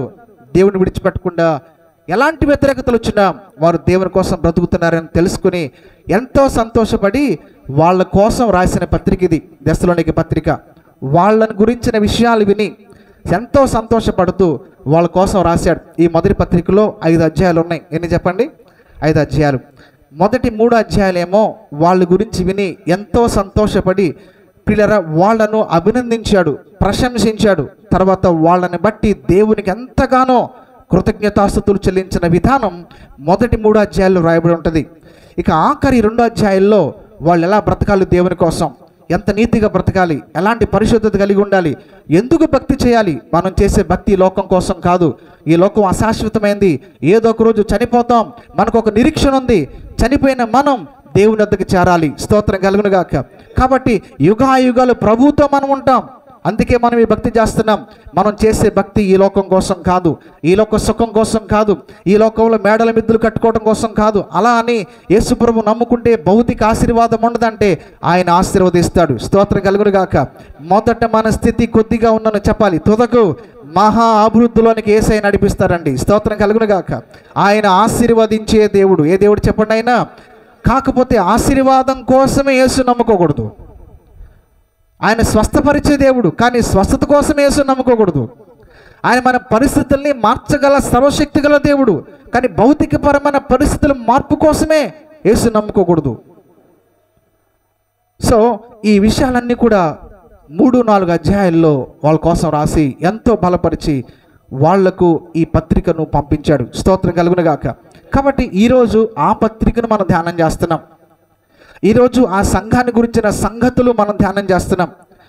తెస్సలోనిక పట్టణంలో ఉన్న విశ్వాసులు, తెస్సలోనికలో ఉన్న విశ్వాసులు, దేవుని పిల్లలు ఎలాంటి చక్కని జీవితాన్ని కలిగి ఉన్నారో ఈరోజు మనం ధ్యానం చేస్తుండగా నా ఆశ ఏంటంటే మన సంఘాన్ని కూడా ఒక తెస్సలోనిక సంఘం వల్లే పరిశుద్ధాత్మను మరింతగా బలపరుచునుగాక. కాస్త బిగ్గరగా ఆమేన్ చెప్పండి. ఆమేన్. సంఘాన్ని ఆయన ప్రశంసించాడు. ఏం చేశాడు చెప్పండి? ఎప్పుడు ప్రశంసిస్తారు? వాళ్ళని బట్టి ఆనందం కలిగినప్పుడే కదా, వాళ్ళని బట్టి సంతోషం కలిగినప్పుడే కదా. అవును, వాళ్ళ గురించిన సంగతులు విని ఎంతో ఆనందపడ్డాడు, ఎంతో సంతోషపడ్డాడు. నిజమే, సేవకుడు మనల్ని బట్టి సంతోషపడాలి. అదే మనకు ఆశీర్వాదం. ఏమండి, మన బిడ్డలను బట్టి మనం ఆనందంగా ఉంటే పిల్లల కోసం మనం పడేటువంటి ఆ ఆనందం అది వాళ్ళకి ఆశీర్వాదం. కానీ పిల్లలను బట్టి ఎప్పుడు మనం ఏడుస్తూ వాళ్ళు మాట వింటలేదని, అని చెప్పింది చేయట్లేదని, వాళ్ళ మీద ఎన్నో ఆశలు పెట్టుకున్నాం, ఎన్నో ఆశయాలు వాళ్ళ మీద మనకున్నాయి, ఆ ఆశయాలు వారి జీవితంలో నెరవేరట్లేదని దుఃఖపడితే, బాధపడితే అది ఆ బిడ్డలకు ఆశీర్వాదం కాదు. ఇక్కడ చాలామంది యవన చెల్లెళ్ళు, యవన తమ్ముళ్ళు ఉన్నారు. దేవుని సేవకుడికి చెప్పేది ఏంటంటే, మిమ్మల్ని కన్న తల్లిదండ్రులకు మీరు ఆనందాన్ని కలిగించి బిడ్డలుగా ఉండగలిగితే అదే మీకు గొప్ప ఆశీర్వాదం. అవును, మీ తల్లిదండ్రులకు మీరు ఆనందాన్ని ఇస్తున్నారా, దుఃఖాన్ని ఇస్తున్నారా? మిమ్మల్ని కన్నారు, పెంచుతున్నారు, పెద్ద చేస్తున్నారు. మిమ్మల్ని కని పెంచి పెద్ద చేయడానికి వాళ్ళ ఆనందాలన్నీ కూడా ప్రక్కన పెట్టుకున్నారు. మీరు బాగుంటే చాలని కోరుకుంటున్నారంతే. కొన్నిసార్లు వాళ్లకు మంచి బట్టల కంటే మీకే మంచి బట్టలు ఉండాలని కోరుకునేవారు. వాళ్ళకున్న సుఖాలు, వాళ్ళకున్న ప్లెజర్స్ అన్నీ కూడా చాపుకొని మీరు చాలా సమాజంలో హుందాతనంగా ఉండాలి, మంచి బట్టలు కలిగి ఉండాలి, మంచి క్వాలిటీ ఎడ్యుకేషన్ కలిగి ఉండాలి, మంచి కెరీర్ కలిగి ఉండాలని వాళ్ళ ఆనందాలన్నీ కూడా వాళ్ళు అణుచుకుని మీరు ఆనందంగా ఉండాలని మీకోసం ఎన్నో త్యాగాలు చేస్తున్నారు తల్లిదండ్రులు. ఏ తల్లైనా తండ్రి అనే బిడ్డల కోసం చేస్తారు. వాళ్ళు చెప్పేది ఒకటే, మాకున్నది వాళ్ళే కదండి, వాళ్ళ కోసమే కదా మేము కష్టపడేది, వాళ్ళ కోసమే కదా ఈ ప్రయాస, వాళ్ళ కోసమే కదా సంపాదించేది అంటారు ఏ తల్లినా తండ్రి అయినా, అంతే కదా. సో ఇంతగా తల్లిదండ్రులు మన కోసం బ్రతుకుతున్నప్పుడు వాళ్ళ ప్రేమ మనకు అర్థం కావాలా? కొంతమందికి తల్లిదండ్రుల ప్రేమ అర్థం కాదు. వాళ్ళు కొన్నిసార్లు గద్దిస్తే, నేనంటే నీకు ఇష్టం లేదా, నేనంటే నీకు పడదా, అసలు నేను ఇంట్లో ఉంటే నీకు ఇష్టం ఉండదా, నువ్వు నాతో సరిగా మాట్లాడి, ఇప్పుడు చూసినా కోపడతావు, అదంట ఇదంటావు అంటారు. కానీ తల్లిదండ్రుల కోపం వెనక ప్రేమను అర్థం చేసుకో. మనం వాళ్ళ గద్దింపు వెనక ప్రేమ ఉంది. మనం పాడైపోవాలని, మనం ఏదో మనల్ని బాధ పెట్టాలని కాదు. కొన్నిసార్లు సరిదిద్దే క్రమంలో కొన్ని విషయాలు చెప్తారు. ఏదేమైనప్పుడు కూడా తల్లిదండ్రులకు మించిన ప్రేమ ఈ లోకంలో ఎవ్వరు మనకు చూపలేరు. స్తోత్రం కలుగును గాక. ఫస్ట్ దేవుని ప్రేమ చాలా గొప్పది. దేవుని ప్రేమ తర్వాత సెకండ్ ప్లేస్ చెప్పండి, తల్లిదండ్రుల ప్రేమ. ఈ రెండు ప్రేమలే చాలా స్వచ్ఛమైన ప్రేమ. స్నేహితుల మధ్యన ప్రేమ కూడా నిజమైన ప్రేమ కాదు. ప్రేమికుల మధ్య, యవనస్తుల మధ్యన, ప్రేమికుల మధ్యన ప్రేమ కూడా నిజమైనది కాదు. ఇవాళ ప్రేమలు ఎలా ఉన్నాయంటే అవసరాల కోసమే ప్రేమలు, అవసరాల కోసమే ప్రేమలు, స్వార్థంతో కూడిన ప్రేమలు, కానీ స్వచ్ఛమైన ప్రేమలు లేవు. అయితే ఎందుకు విషయాలు చెప్తున్నానంటే, ఒక తల్లిదండ్రులు బిడ్డల పట్ల ఆనందంగా సంతోషంగా ఉంటే అది ఆ పిల్లలకు ఆశీర్వాదం అని ఎలా అనుకుంటున్నామో, పిల్లరా తల్లిదండ్రులు మనల్ని శారీరకంగా కన్నారు, కానీ ఇక్కడున్న మీ అందరినీ కూడా ఆత్మీయంగా కన్నది ఎవరో తెలుసా? ఆత్మీయ దైవజనుడు. స్తోత్రం కలుగును గాక. అవును, వాళ్ళు మనకి శారీరకంగా జన్మనిచ్చిన తల్లిదండ్రులు అయితే ఆత్మలో జన్మనిచ్చిన తండ్రి దైవజనుడే. స్తోత్రం కలుగును గాక. మనల్ని కనడానికి ఆయన కన్నీటి ప్రార్థనలో ఎంతో ప్రసవ వేదనతో కన్నీరు కార్చి మన కోసం ప్రార్థన చేశారు. మీకున్న సమస్య, మీకున్న ఇబ్బంది, మీకున్న పరిస్థితులు దైవజనుడు చెప్పినప్పుడు మీ జీవితంలో దేవుని కార్యం జరగాలని, మీ పట్ల ఆ దేవుని కార్యం జరిగేంత వరకు సేవకుడు మీకోసం కన్నీరు కార్చి ప్రార్థిస్తారు. ఈ కన్నీటి విలువ చాలామందికి అర్థం కాదు. సేవకుని ప్రేమ చాలామంది విశ్వాసులు అర్థం చేసుకోలేరండి, అర్థం చేసుకోరు. పిల్లరే, నేను ఉన్నాను, ఇవాళ వాక్యం చెప్పడానికి వచ్చా. ఇట్లా చాలా సంఘాల్లో, చాలా ప్రాంతాల్లో వాక్య పరిచయం చేయడానికి వెళ్తుంటాం. వెళ్ళినప్పుడు బయటకు వచ్చిన తర్వాత కొంతమంది వచ్చాయా మాకున్న సమస్య ఇది, మా కోసం మీరు ప్రతిరోజు మీ ప్రార్థనలో జ్ఞాపకం చేసుకోండి అంటారు. అప్పుడు మేముంటాం తెలుసా, అవునమ్మా ఖచ్చితంగా మీకోసం ఏం చేస్తామేమో ప్రార్థన చేస్తామంటాం. కానీ వాస్తవంగా ఇది అబద్ధమే. నిజం చెప్తారా మీ ముందు, ఇలా ఎన్నో చోట్లకి వెళ్తాం, ఎంతోమంది ప్రార్థన చేయమంటారు, కానీ వాస్తవం ఏంటంటే ప్రార్థన చేయలేం. ఎంతమంది ఏమన్నా గుర్తుపెట్టుకుంటామండి? దేవుడు మాకు విస్తారమైన పరిచర్య అప్పగించాడు. సింగరాయపల్లిలో పరిచర్య ఉంది, గుడివాళ్ళలో పరిచర్య ఉంది, అలాగే వణదూరులో పరిచర్య ఉంది, ఉరిములో పరిచర్య ఉంది, గుడ్లవల్లేరు మండలం చంద్రగుండ జేమ్స్పేటలో పరిచర్య ఉంది. ఇన్ని సంఘాల్లో ఇంచుమించు 1500 మంది విశ్వాసులు ఉన్నారు. వాళ్ళ కోసమే ప్రార్థన చేస్తామా, లేకపోతే వెళ్ళింది ప్రతి చోట ఎంతోమంది చెప్తున్నారు అందరి కోసం ప్రార్థిస్తామా? ప్రాక్టికల్గా సాధ్యపడదు. కానీ వాస్తవంగా ఏముంటామంటే సరేలేమ్మా ప్రార్థన చేస్తూ ఉంటాం. కానీ మేము కాదు మీకోసం నిజంగా ప్రార్థించేది, మీకోసం నిజంగా ప్రార్థించేది మీ దైవజనుడే. స్తోత్రం కలుగునుగాక. ఇదిగో తల్లి ఉంది కదా, ఈ తల్లే దైవ సేవకుడే, దైవ సేవకుని యొక్క సతీమణి సేవకుడే మీకోసం ప్రార్థిస్తాడు. ఎందుకంటే మీ పట్ల వారికి భారం ఉంది, మీ పట్ల వారికి ప్రేమ ఉంది, మీ పట్ల వాళ్ళకు ఒక బాధ్యత ఉంది. మిమ్మల్ని దేవుడు వారికి అప్పగించాడు, దేవుడే మిమ్మల్ని వారికి అప్పగించాడు. కాబట్టి మీకోసం కన్నీరు కాచి ప్రార్థిస్తారు మీ జీవితంలో అద్భుతాలు జరగడానికి. ఈరోజు మనం రక్షించబడ్డామంటే, ఈరోజు ఈ ఆధ్యాత్మికమైన ఈ సంతోషకరమైన స్థితిలో మనం బ్రతుకుతున్నామంటే అది దైవజనుడు మీకోసం కార్చిన కన్నీటి ప్రతిఫలం అన్న విషయాన్ని ఎప్పటికీ మర్చిపోవద్దు. స్తోత్రం కలుగునుగాక. హల్లెలూయా. సేవకుని ప్రేమ అది. అయితే ఇక్కడ దేవుని వాక్యం మనం గమనించగలిగితే అపోస్తలుడైన పౌలు దెస్సలోనిక సంఘాన్ని ప్రశంసించాడు. ఏం చేశాడు చెప్పండి? అంటే వాళ్ళని బట్టి ఆనందపడుతున్నాడు. వాళ్ళ విశ్వాసం, వాళ్ళ భక్తి, వాళ్ళ జీవితంలో ఉన్న వైరాగ్యాన్ని బట్టి ఎంతో ఆనందపడుతున్నాడు. సేవకుని ఆనందమే సంఘానికి గొప్ప దీవెన. సేవకుడు సంఘాన్ని బట్టి దుఃఖపడకూడదు, మనోవేదన చెందకూడదు, బాధపడకూడదు.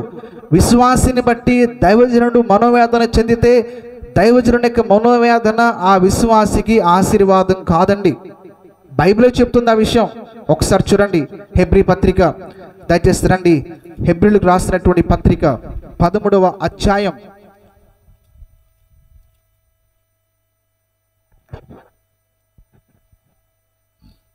17వ వచనం చదువుతున్నాను. 13వ అధ్యాయం 17వ వచనం. మీ పైని నాయకులుగా ఉన్నవారు లెక్క చెప్పవలసిన వారి వలె మీ ఆత్మల్ని కాయుచున్నారు. వారు దుఃఖముతో ఆ పని చేసిన ఎడల మీకు నిష్ప్రయోజనము గనుక దుఃఖముతో కాక ఆనందముతో చేయనట్లు వారి మాట విని వారికి లోబడి ఉండుడి. అర్థమైందా ఈ వాక్యం? ఎంత క్లియర్గా చెప్పాడు చూడండి. ఇదే అధ్యాయంలో మరొక చోట కూడా రాయబడింది, 7వ వచనం. మీకు దేవుని వాక్యము బోధించి మీ పైని నాయకులుగా ఉన్నవారిని జ్ఞాపకం చేసుకుని వారి ప్రవర్తన ఫలాన్ని శ్రద్ధగా తలంచుకుంటూ వారి విశ్వాసాన్ని మీరు అనుసరించాలి. మీ పైన ఉన్న నాయకుడు ఎవరో తెలుసా? దైవజనుడే. ఆయన మీ ఆత్మల కాపరి, మీకోసం ప్రార్థించేవాడు, మీకు దేవుని వాక్యాన్ని బోధించేవాడు. ఎందుకో తెలుసా? దేవుడు మిమ్మల్ని ఆయనకు అప్పగించాడు. బైబిల్ చెప్తుంది, మీపై ఉన్న నాయకులుగా ఉన్నవారు లెక్క చెప్పవలసిన వారి వలె ఉన్నారు. అంటే దేవుడు మాకు ఇచ్చిన గొప్ప అద్భుతమైన బాధ్యత అని తెలుసా? ఇక్కడున్న ప్రతి ఒక్కరిని బట్టి దేవుని సావుకులుగా మేము దేవునికి లెక్క చెప్పాలా? అవును. సంఘంలో ఉన్న ప్రతి విశ్వాసిని బట్టి దైవజనుడు లెక్క చెప్పవలసిన వాడి వలె ఉన్నాడు. అందుకని బైబిల్ చాలా క్లియర్గా చెప్తా ఉంది, మీ విషయంలో వారు దేవునికి లెక్క చెప్పవలసిన వారి వలె మిమ్ములను వారు కాయుచున్నారు అన్నారు. అంటే దేవునికి మీ విషయంలో లెక్క చెప్పవలసిన వారిగా ఉన్నారు కాబట్టి మీకు ఎంతో శ్రేష్టమైన దేవుని వాక్యాన్ని బోధిస్తున్నారు. మరి దేవుని సావుకుని బట్టి నేను ఎంతో గర్విస్తుంటాను. యవన ప్రాయముల వారు మరి ఏదైనా ఉద్యోగం చేసుకుంటే, ఏదైనా పని చేస్తే మంచిగా డబ్బులు సంపాదించవచ్చు. కానీ యవన దశ, శ్రేష్టమైన యవన దశను దేవుని చేతుల్లో పెట్టి వారు ప్రభు కోసం జీవిస్తున్నారు. స్తోత్రం కలుగునుగాక. వారే కాదు, పాస్టర్ గారు కూడా ఇద్దరు యవ్వన కాలంలో వారి జీవితాల్ని ప్రభు చేతుల్లో పెట్టి అనేక ఆత్మల కొరకు కన్నీరు కాచి ప్రార్థించి దేవుని సువార్తను ప్రకటించి దేవుని మార్గంలో మీ అందరిని నడిపించి దేవుని రాజ్యం కోసం మిమ్మల్ని సిద్ధపరచడం కోసం వారు తమ జీవితాల్ని మీకోసం అర్పణ చేసేసుకున్నారు. ఇక వాళ్ళకి వేరే సంతోషాలు లేవు. ఇక వాళ్ళకి వేరే ఉద్యోగాలు లేవు, వేరే ఇన్కమ్ సోర్సెస్ ఏం లేవు. ఇక వాళ్ళ పని అంతా ఏంటయ్యా అంటే మీకోసం ప్రార్థించడం, మీకు దేవుని సువార్త ప్రకటించడం, మీకు సమస్య వస్తే, కష్టం వస్తే, ఇబ్బంది వస్తే మీ పక్షంగా దేవుని దగ్గర విజ్ఞాపన చేయడం, మీరు బాగుండాలి అన్న ఉద్దేశమే వారిది, మీరు ఇంకా ఆత్మీయంగా ఎదగాలి అన్న ఉద్దేశమే వారిది, మిమ్మల్ని దేవుని రాజ్యం కోసం సిద్ధపరచాలి అన్న ఉద్దేశమే వారిది. ఇక ఆ ఉద్దేశం తప్ప ఇక ఏ ఉద్దేశంతో వారు దేవుని సేవ చేయట్లా. కానీ చాలామందికి సేవకునే ఉద్దేశం అర్థం కాదు. వీళ్ళతో బ్రతుకు తెరు కోసం బైబిల్ పెట్టుకున్నారు అనుకుంటారు. బ్రతకడానికి సేవ చేయక్కర్లేదు. ఇవాళ రోజులు బ్రతకడానికి దేర్ ఆర్ మెనీ సోర్సెస్. ఒక వ్యక్తి బ్రతకడానికి ఎన్నో అవకాశాలు ఉన్నాయి, ఎన్నో అవకాశాలు ఉన్నాయి. ఇవాళ బ్రతకడానికి చదివే అక్కర్లా, సంపాదించడానికి చదివే అక్కర్లా. ఏ చదువు లేని వాళ్ళు ప్రతి నెల వేలకు వేలు సంపాదిస్తున్నారు ఈ రోజులు. అలాంటి వనరులు చాలా ఉన్నాయి. అవన్నీ ప్రక్కన పెట్టి కేవలం మీకోసం తమ యవ్వన జీవితాన్ని వాళ్ళు సమర్పణ చేసుకుని మీ మధ్యన దేవుని పరిచయం చేస్తున్నారు. మిమ్మల్ని దేవుని రాజ్యం కోసం సిద్ధపరచాలి, అది దేవుడు వారికి ఇచ్చిన బాధ్యత. ఈ క్రమంలో వారు దేవుని వాక్యాన్ని బోధిస్తున్నారు. ఎన్నోసార్లు ప్రేమతో కూడిన మాటలు చెప్తుంటారు, లాలిస్తారు, బుజ్జగిస్తారు. ఒక తండ్రి బిడ్డల పట్ల ఎలా వ్యవహరిస్తారో ఒక ఆత్మీయ తండ్రిగా మీ విషయంలో ఆ రీతిగా వారు ప్రవర్తిస్తుంటారు. స్తోత్రం కలుగును గాక. కొన్నిసార్లు ప్రేమతో కూడిన వర్తమానం అందిస్తారు, ఆదరణతో కూడిన వర్తమానం అందిస్తుంటారు, మిమ్మల్ని బలపరిచే, ప్రోత్సహించే వర్తమానం అందిస్తారు.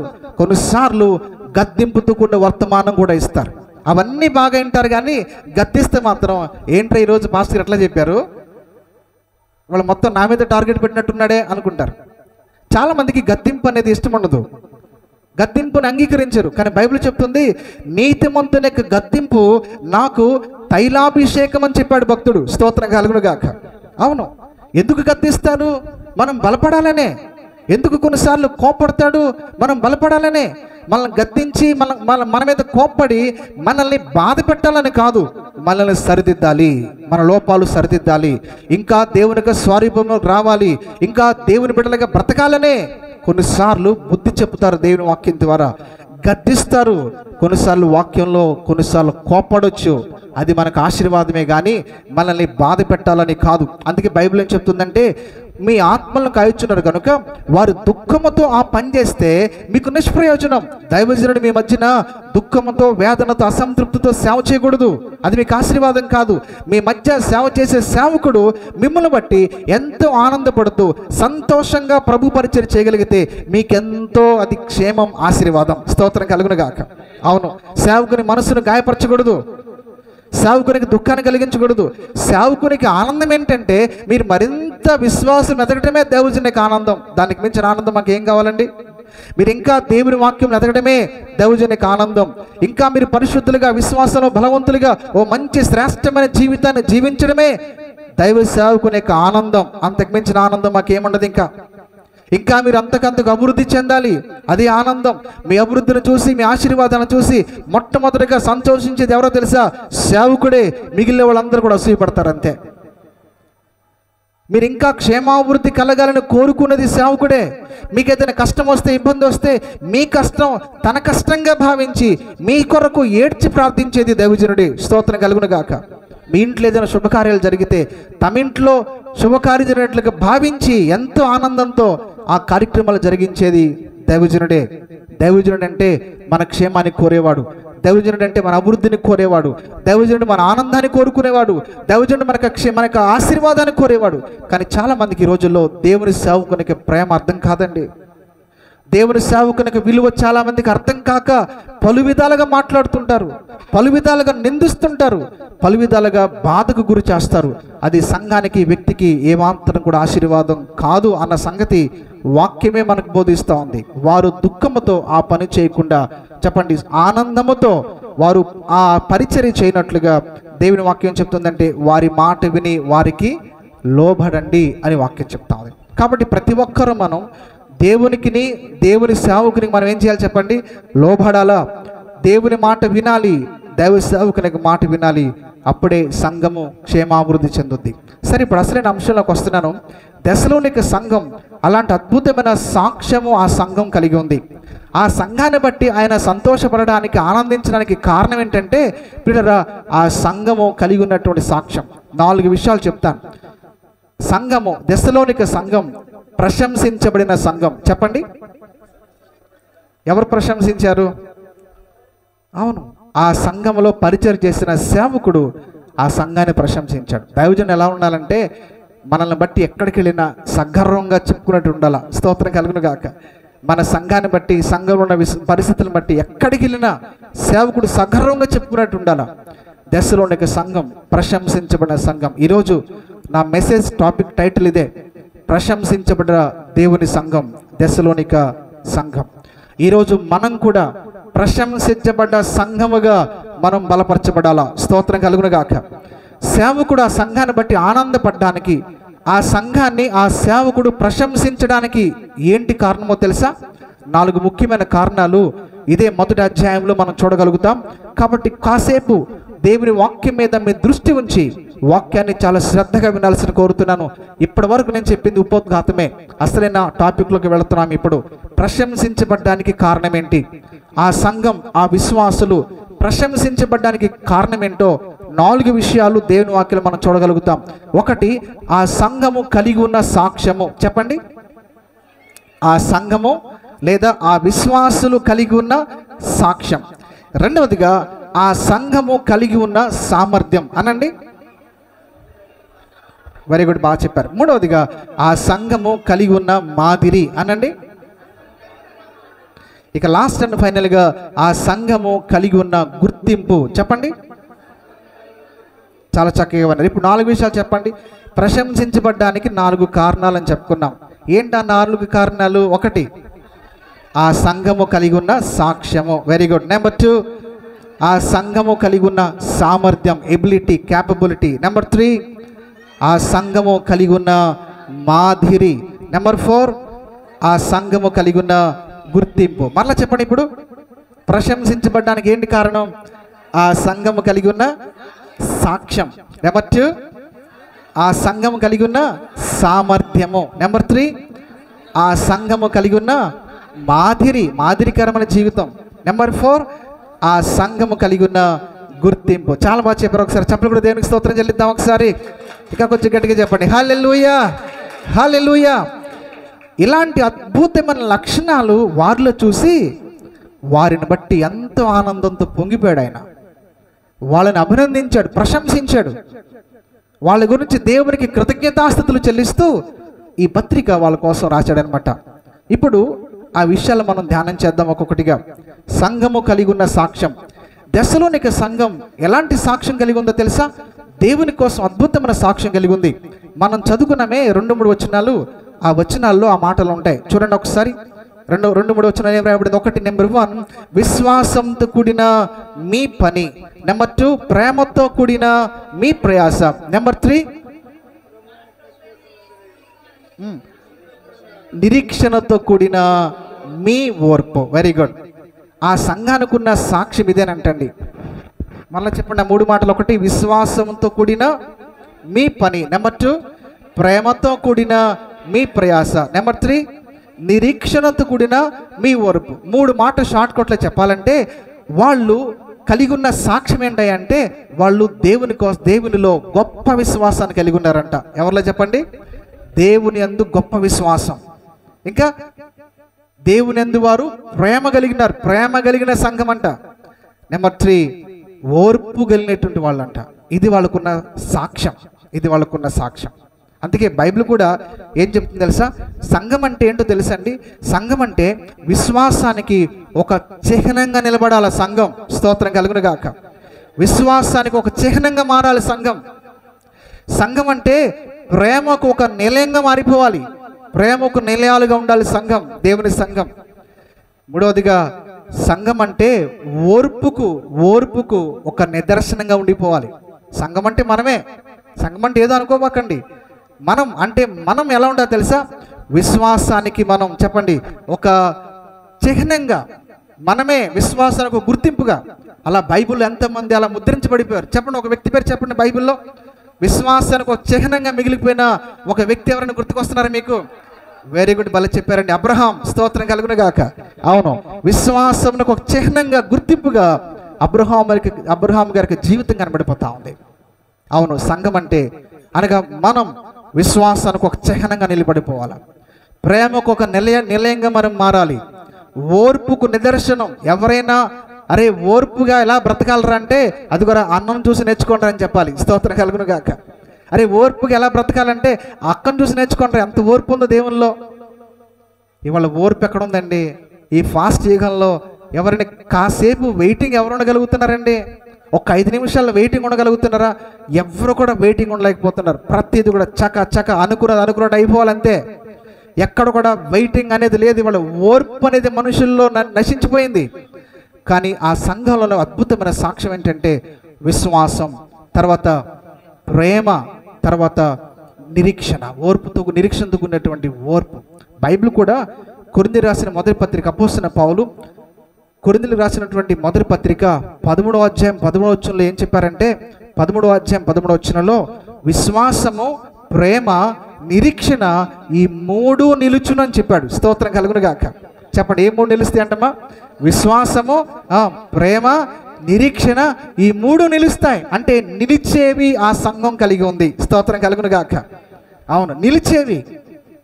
కానీ ఈ రోజుల్లో కొన్ని సంఘాలు చూస్తే సంఘాలలో ఏమి ఉండాలో అవి ఉండకుండా ఉండకూడనివి ఈరోజు కొన్ని సంఘాల్లో పనిచేస్తున్నాయి. విశ్వాసము, ప్రేమ, నిరీక్షణ ఈ 3 నిలుస్తాయి, నిలిచేవి అని బైబిల్ చెప్తుంది. అలాంటివి దశలోనిక సంఘం కలిగి ఉన్నారు. కానీ వాళ్ళ క్రైస్తవ సంఘాలు కొన్ని చూస్తే ఇలాంటివి లేవు. ఈరోజు కొన్ని సంఘాల్లో ఉండకూడనివి ఏంటో తెలుసా? ఒకటి, దురాభిమానం పనిచేస్తున్న సంఘాల్లో. ఏం చెప్పండి? దురాభిమానం. అభిమానం తప్పు కాదు, కానీ ఆ అభిమానం చెప్పండి మితిమీరిది ఏమైపోతుంది చెప్పండి? దురాభిమానం. ఏంటి దురాభిమానం అంటే మా సంఘం అంటే ఏమనుకుంటారండి? ఆసియా ఖండంలోనే అతిపెద్ద సంఘం. దురాభిమానం. ఒక ఆదివారం మా సంఘానికి 10,000 మంది వచ్చేస్తారు. ఏమనుకుంటారు మా సంఘం అంటే? దురాభిమానం. ఇవాళ టీవీలో కూడా ఇదే అడ్వర్టైజ్మెంట్స్ ఎక్కువైపోయినాయి. ప్రతి టీవీలో 5,000 మంది, 10,000 మంది, 50,000 మంది. అమ్మో, అయ్యి బాబాయ్, అవి ఎంత గొప్ప సంఘాలో, ఆ సంఘాలు నడిపించే దైవజనులు ఎంత గొప్పవాళ్ళో అని ఎంతోమంది ఆకర్షించబడిపోతున్నారు. అంటే సంఘం అంటే ఏంటో ఎరుగని వాళ్ళు ఆకర్షితులు గురవుతారు. సంఘం అంటే 1,000 మంది ఉండక్కర్లా. స్తోత్రం కలుగును గాక. సంఘం అంటే ఆసియాలోని అతిపెద్ద సంఘంగా గుర్తింపు కలిగి ఉండక్కర్లా. సంఘానికి కావాల్సింది సంఖ్య కాదు, క్వాలిటీ కావాలి. స్తోత్రం కలుగును గాక. హల్లెలూయా. సంఘానికి కావాల్సింది చెప్పండి సంఖ్య కాదు. చాలా మంది ఎర్రాళ్ళు పిచ్చోళ్ళు ఏం చేస్తారంటే, అమ్మో అక్కడేదో జరిగిపోతుంది, 1000 మంది వెళ్ళిపోతున్నారు అక్కడికి, ఇసుకెత్తే రాలరమ్మ జనం, అంత జనం. ఆ జనాన్ని చూసి వెళ్ళిపోతున్నారు. ఎవడు పట్టించుకోడు అక్కడ. పిన్న మంచినీళ్ళు కావాలా? ఏంటమ్మా నీ సమస్య, ఏంటి నీ బాధను అడిగేవాడు ఉండడు. ఆ సేవకుడు ఏనాడు వాళ్ళ ఇంటికి వెళ్ళడు, వాళ్ళని పరామర్శించడు, వాళ్ళ కష్టసుఖాల్లో వాళ్ళకి ఎప్పుడు అందుబాటులో ఉండడు. కానీ ఒక దురాభిమానం వాళ్ళలో పనిచేస్తూ ఉంటుంది. అది దేవుని సంఘాలు కావు. స్తోత్రం కలుగును గాక. సంఘం అంటే చాలామందికి అర్థం కావట్లేదు. సంఘం అంటే క్రీస్తు రక్తంలో కడగబడి పరిశుద్ధపరచబడిన సముదాయమే సంఘం. స్తోత్రం కలుగును గాక. ఒక్కరైనా, ఇద్దరైనా, ముగ్గురైనా, 100 మంది అయినా, 10 మంది అయినా, 50 మంది అయినా, 10,000 మంది, ఎంతమంది ఉండనివ్వండి, నెంబర్తో ప్రాముఖ్యం కాదు. అక్కడ ఎంతమంది ఉన్నారనేది కాదు. క్రీస్తు రక్తంలో కడగబడి ఒక 10 మంది ఉన్నా అది కూడా దేవుని సంఘమే. స్తోత్రం కలుగును గాక. 1,000 మందిలోనే ఉంటాననేవాడు కాదు ఆయన. ఏమన్నా ఆసియాలో అతిపెద్ద సంఘంగా ఉంటేనే ఉంటానన్న దేవుడు కాదు. ఎక్కడ 2-3 కూడి నా నామమున ప్రార్థన చేస్తారో అక్కడ ఉంటానన్నాడు ఆయన. స్తోత్రం కలుగును గాక. అది మన దేవుని యొక్క నైజం. దేవునికి ఒకసారి చప్పట్లు కొట్టి స్తోత్రం చెప్పండి గట్టిగా. హల్లెలూయా. అవును, ఈ రోజుల్లో ఇలా చెప్పుకుంటూ వెళితే ఎన్నో విషయాలు చెప్పవచ్చు. చాలా సంఘాల్లో దురాభిమానం పనిచేస్తుంది. దేవుని సంఘంలో దురాభిమానానికి చోటు లేదు. స్తోత్రం కలుగును గాక. నెంబర్ 2, నేటి అనేక సంఘాలలో కులాభిమానం కూడా పనిచేస్తుంది. ఇక ఆ కులం తప్ప సంఘంలో ఎవరు రారు, ఎవరిని కూడా రానివ్వరు. ఎవరైనా వస్తే కాస్త వాళ్ళని చిన్న చూపు చూస్తుంటారు. సంఘంలో వాళ్ళకి ప్రాధాన్యత ఎవరు, వాళ్ళని తక్కువగా చూస్తారు. ఇవాళ సేవకులు కూడా ఈ మాట చెప్పడానికి నేను కొంచెం సిగ్గుపడుతున్నాను. సంఘాలని నడిపించే సేవకుడు కూడా ఈరోజు కులతత్వం కలిగిన వాడిగా ఉండిపోయారండి. ఈ రోజుల్లో సేవకులు ఎంత దారుణం అండి, ఎంత భయంకరమైనటువంటి బాధాకరం, ఎంత బాధ. మనం క్రీస్తు రక్తంలో మనం కడిగింది ఒకే రక్తం, ఒకే వాక్యం, ఒకే దేవుని కలిగి ఉన్నాం. దేవుని వాక్యం చెప్తుందంటే యేసే రక్తంలో కడగబడిన సంఘం అంతా కూడా ఒకే కుటుంబం. స్తోత్రం కలుగును గాక. ఒక పాట ఉంది, యేసయ్య రాజ్యము ఏకా కుటుంబము ఏ భేదములు లేవు. ఏసే రాజ్యం అని చెప్పండి, ఏక కుటుంబం. మనమంతా ఒకే కుటుంబం. కులం ఏదైనా కావచ్చు, క్రీస్తు రక్తంలో కడగబడిన తర్వాత మనమంతా ఒకే కుటుంబం. స్తోత్రం కలుగును గాక. అవును అవును. ఇలాంటి కులతత్వమైనటువంటి మనస్తత్వాలతో ఉంటేనండి, నేనంటాను ఆ కులాభిమానమే దేవుని రాజ్యంలో ప్రవేశించకుండా అడ్డం పడవచ్చేమో. వాస్తవం అండి.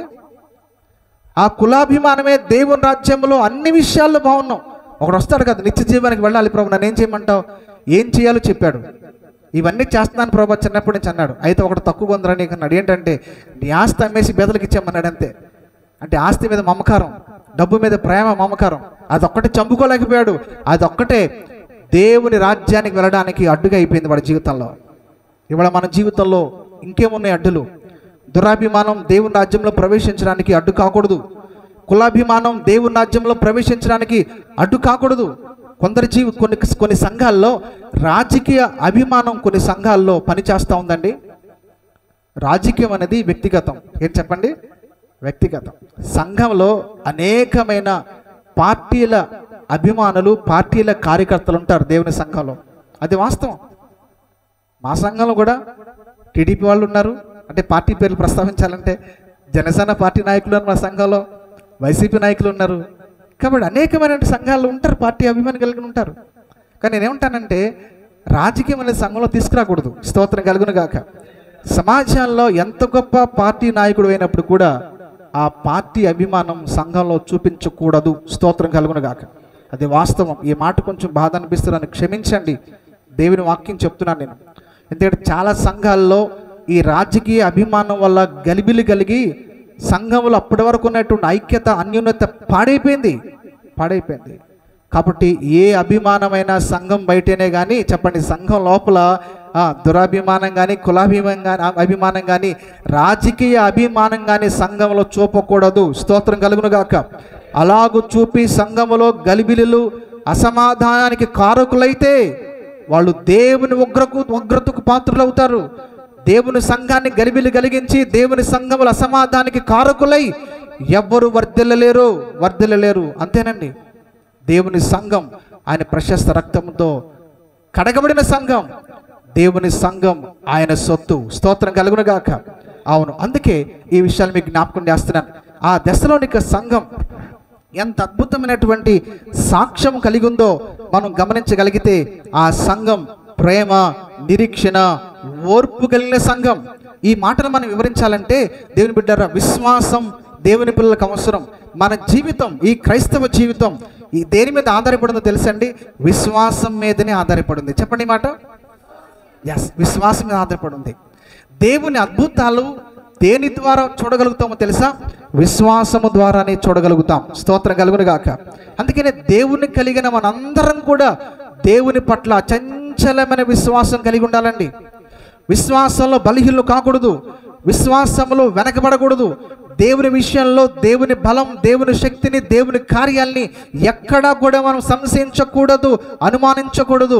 దేవునికి అసాధ్యమైన కార్యం ఏది కూడా లేదంతే. స్తోత్రం కలుగును గాక.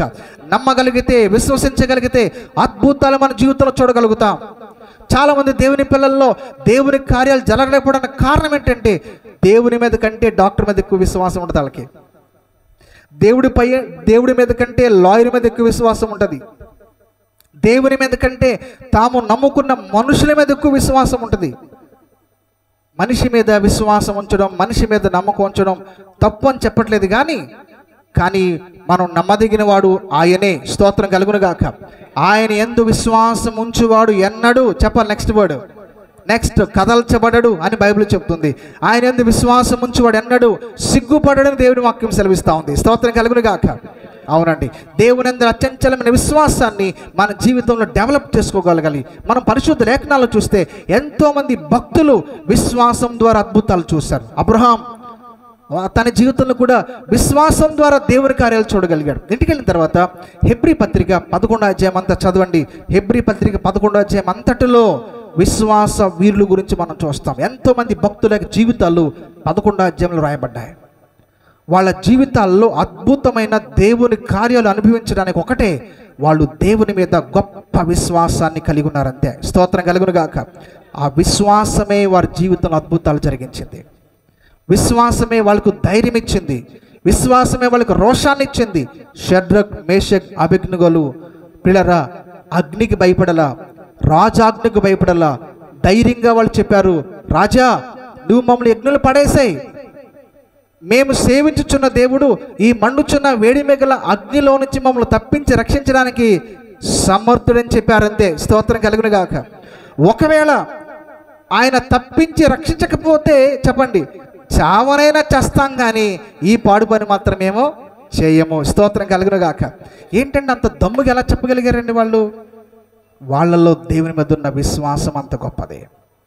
ఇలా పరిశుద్ధ బైబిల్ గ్రంథంలో భక్తుల జీవితాలు చూస్తానండి, ఎంత గొప్ప విశ్వాసమో. యేసయ్య గొప్పవాడు, సర్వశక్తి కలిగిన వాడు, ఆయనకు అసాధ్యమైన కార్యం ఏదీ లేదండి. ఆ దేవుని అద్భుత మహత్యకాలను మన జీవితంలో ఎప్పుడు అనుభవిస్తామంటే అచంచలమైన విశ్వాసం దేవుని పట్ల మీరు కలిగి ఉన్నప్పుడే ఆ దేవుని కార్యాలు మీరు చూడగలుగుతారు. రెండవదిగా ఆ సంఘం కలిగి ఉన్న అద్భుతమైన సాక్ష్యం ఏంటంటే ప్రేమతో కూడినటువంటి ప్రయాస. వాళ్ళలో ఏముంది చెప్పండి? ప్రేమ. సంఘము ప్రేమకు నిలయాలుగా మారాలా? అవును, ఎందుకంటే మనం ఆరాధించే దేవుడు ప్రేమ స్వరూపి. వెరీ గుడ్, బాగా చెప్పారు. ప్రేమ స్వరూపే. అవును, దేవుని కలిగిన మనం, ప్రభువుని కలిగిన మనం ప్రేమతత్వంతో లేకపోతే యేసుక్రీస్తుని నమ్ముకున్నందుకు పిల్లరా మనం సిగ్గుపడాలంతే. ప్రేమతత్వం, సంఘము ప్రేమకు నిలయాలుగా మారాలి. మనలో ఎవరికి శత్రుత్వం ఉండకూడదు. దేవుని స్తోత్రం కలుగును గాక. నేను ఆవిడతో మాట్లాడండి, ఆవిడ పక్కన కూర్చోనండి, వాళ్ళ ఇంట్లో ప్రార్థన రానండి అనే మతాలు మన నోటని రాకూడదు. స్తోత్రం కలుగును గాక. ఒకవేళ ఇక్కడున్న మనలో ఎవరైనా సరే కోపతాపాలతో భేదాభిప్రాయాలతో ఉన్నారా? ఓ దేవుడి సేవకుడు చెప్తున్నానండి, రాత్రి కోటం ముగింపక ముందే, ఈ మందిరపు గడప దాటక ముందే వారికి చేతులిచ్చి సెకండ్ ఇచ్చి వారికి ప్రైజ్లాడి చెప్పండి. స్తోత్రం కలుగును గాక. అమ్మ వందనాలని చెప్పండి అంతే. మీరు ఎప్పుడైతే వందనాలు చెప్తారో మీ ఇద్దరి మధ్యన విభేదాలు కలిగించిన వాడు ఒకడు ఉన్నాడండి. వాడి పేరేంటి చెప్పండి? సాతానిగాడు. వాడి చెంప చెళ్ళు మంటది అంతే. దేవుని స్తోత్రం కలుగును గాక. ఓరే నేనేదో చేద్దాం అనుకున్నాను కానీ గట్టిగా చెప్పకూడదు సార్. దేవుని స్తోత్రం చెప్పండి. హల్లెలూయా. సాతానిగాడు నేనేదో చేద్దాం అనుకున్నా, వీళ్ళ మధ్యన మాటలు లేకుండా చేద్దాం అనుకున్నా, వీళ్ళ మధ్యన గొడవలు పెట్టేద్దాం అనుకున్నా, కానీ వీళ్ళు మాత్రం ఏమైపోయారు? కలిసిపోయారు. దేవుని ప్రేమతో, వాళ్ళు నమ్ముకున్న దేవుని ప్రేమతో వాళ్ళు కలిసిపోయారు. నా ప్లాన్ ఈరోజు ఫెయిల్ అయిపోయిందని వాడు ఎంతగా అవమానపడతాడంటే అంతగా సిగ్గుపడతాడు. నిజం, ఇది దేవుని మాటగా మీరు భావించి, నేను అనుకుంటున్నాను అందరూ ఎంతో ఐక్యతగా ఉంటారని అనుకుంటున్నా. స్తోత్రం కలుగును గాక. ఒకవేళ ఎవరైనా మనలో విభేదాలు, ఏదైనా మనస్పర్ధలు ఉంటే దేవుని సేవకు 2 చేతులు జోడించి చెప్తున్నాను, ఈ రాత్రి మందిరపు గడప దాటక ముందే వారికి సెకండ్ ఇచ్చి, అమ్మ వందనాలు, ప్రైజ్లాడని చెప్పండి. చాలు. దేవుని ప్రేమ చూపండి. యేసయ్యే ప్రేమ చూపాడండి. స్తోత్రం కలుగును గాక. ఆయన కొట్టిన వారి కోసం, హింసించిన వారి కోసం, దూషించిన వారి కోసం, అవమానపరిచిన వారి కోసం, సిలువ వేసిన వారి క్షేమం కోసం ప్రార్థించాడు. వాళ్లను ఆయనే క్షమించాడు. స్తోత్రం కలుగును గాక. నేను అనుకుంటున్నాను, యేసయ్యకు మించిన శ్రమ, యేసయ్యకు మించిన అవమానం, యేసయ్యకు మించిన నింద, అవమానాలు ఎక్కడా కూడా మన జీవితంలో అనుభవించి ఉండమనుకుంటున్నాను నేనైతే. స్తోత్రం కలుగును గాక. ఎవరైనా అదేంటండి అలా అంటారు? యేసయ్య కంటే మించిన శ్రమ నేను అనుభవించిన ఎవరైనా చెప్తారు ఇక్కడ? యేసయ్య కంటే మించిన అవమానం నా జీవితానికి కలిగిందని ఎవరైనా చెప్పగలుగుతారా? ఎవరైనా చెప్పలేమండి. అంత అవమానాలు, నిందలు అనుభవించిన ప్రభువే వారిని క్షమిస్తే నీవు నేను ఎందుకు క్షమించకూడదు? స్తోత్రం కలుగును గాక. అవునండి, ప్రేమ కలిగి ఉండాలి అంటే మనం ఏం కలిగి ఉండాలంటే క్షమించే మనసు కలిగి ఉండాలంతే. ఎప్పుడైతే క్షమించే మనసు మనం కలిగి ఉంటామో ఎప్పుడు అందరినీ ప్రేమించగలుగుతాం. కొన్నిసార్లు ఏదో ఒక పొరపచ్చాలో, ఏదో ఒక లోపాలు, బలహీనత వల్ల కొన్ని పొరపాట్లు జరుగుతాయి. కానీ ప్రభు ప్రేమతో మనం క్షమించడం ప్రారంభించగలిగితే, ప్రేమతత్వాన్ని కలిగి ఉండగలిగితే ఆ ప్రేమే మనకు గొప్ప ఆశీర్వాదంగా మారుద్ది. స్తోత్రం కలుగును గాక. దెస్సలోనిక సంఘం ప్రేమను కలిగిన సంఘం, ప్రేమను చూపించిన సంఘం. నేను ఒక కుటుంబాన్ని ఎరుగుదును. వారు భయంకరమైనటువంటి శ్రమకు వారు గురైపోయారు. భార్యాభర్తలు ఇద్దరు కూడా సాఫ్ట్వేర్ ఎంప్లాయీస్. నెలకి లక్షల రూపాయల ధనాన్ని సంపాదించేవాళ్ళు. సింగపూర్లో వాళ్ళు మంచి ఉద్యోగం చేసుకుంటున్నారు. చాలా పరపతి గల కుటుంబం. హైందవ సోదరులు, హైందవ ధర్మాన్ని, హైందవ విశ్వాసాన్ని కలిగినటువంటి వ్యక్తులు. అయితే దేవుని బిడ్డలారా, ఆ కుటుంబ యజమానికి భర్తకు భయంకరమైన వ్యాధి, రోగం వచ్చింది, నరాల బలహీనతతో. చాలా ట్రీట్మెంట్ చేయించారు, లక్షలు ఖర్చు పెట్టారు, తగ్గల. డాక్టర్లు చెప్పారు ఇక చచ్చిపోతాడు, ఇక ఈ బలహీనతకు ట్రీట్మెంట్ లేదని డాక్టర్ చేతులు తీశారు. ఏమన్నా ట్రీట్మెంట్ చేయించడం కోసం అప్పటి వరకు కష్టపడి సమకూర్చుకున్న లక్షల రూపాయల ధనాన్ని ట్రీట్మెంట్ కోసం ఖర్చు పెట్టారు. ఇంకా వాళ్ళకున్న భూములు అమ్ముకోవాల్సిన పరిస్థితికి వచ్చేసింది. అలాంటి దైన్యమైన కొన్ని సంవత్సరాలకి, అంటే దాదాపు 2-3 సంవత్సరాలకే ఎంత స్థితిమంతులో అంత పేదరికానికి వచ్చేసారండి. ఏమైనా సరే అతన్ని బ్రతికించుకోవాలని భార్య ఉన్న ధనమంతా కూడా, ఉన్న ఆస్తులన్నీ కూడా అమ్మేసి లక్షల రూపాయల ధనాన్ని వైద్యం కోసం ఖర్చు పెట్టింది. అయినా ప్రయోజనం. ఇండియా వచ్చేసారు, ఓ చిన్నపాటి ఉద్యోగాలు చేసుకుంటూ అలా బ్రతుకుతున్నారు, వైద్యం చేయించుకుంటూ. వాళ్ళ కుటుంబంలో వరుసకు పిన్న అవుద్ది.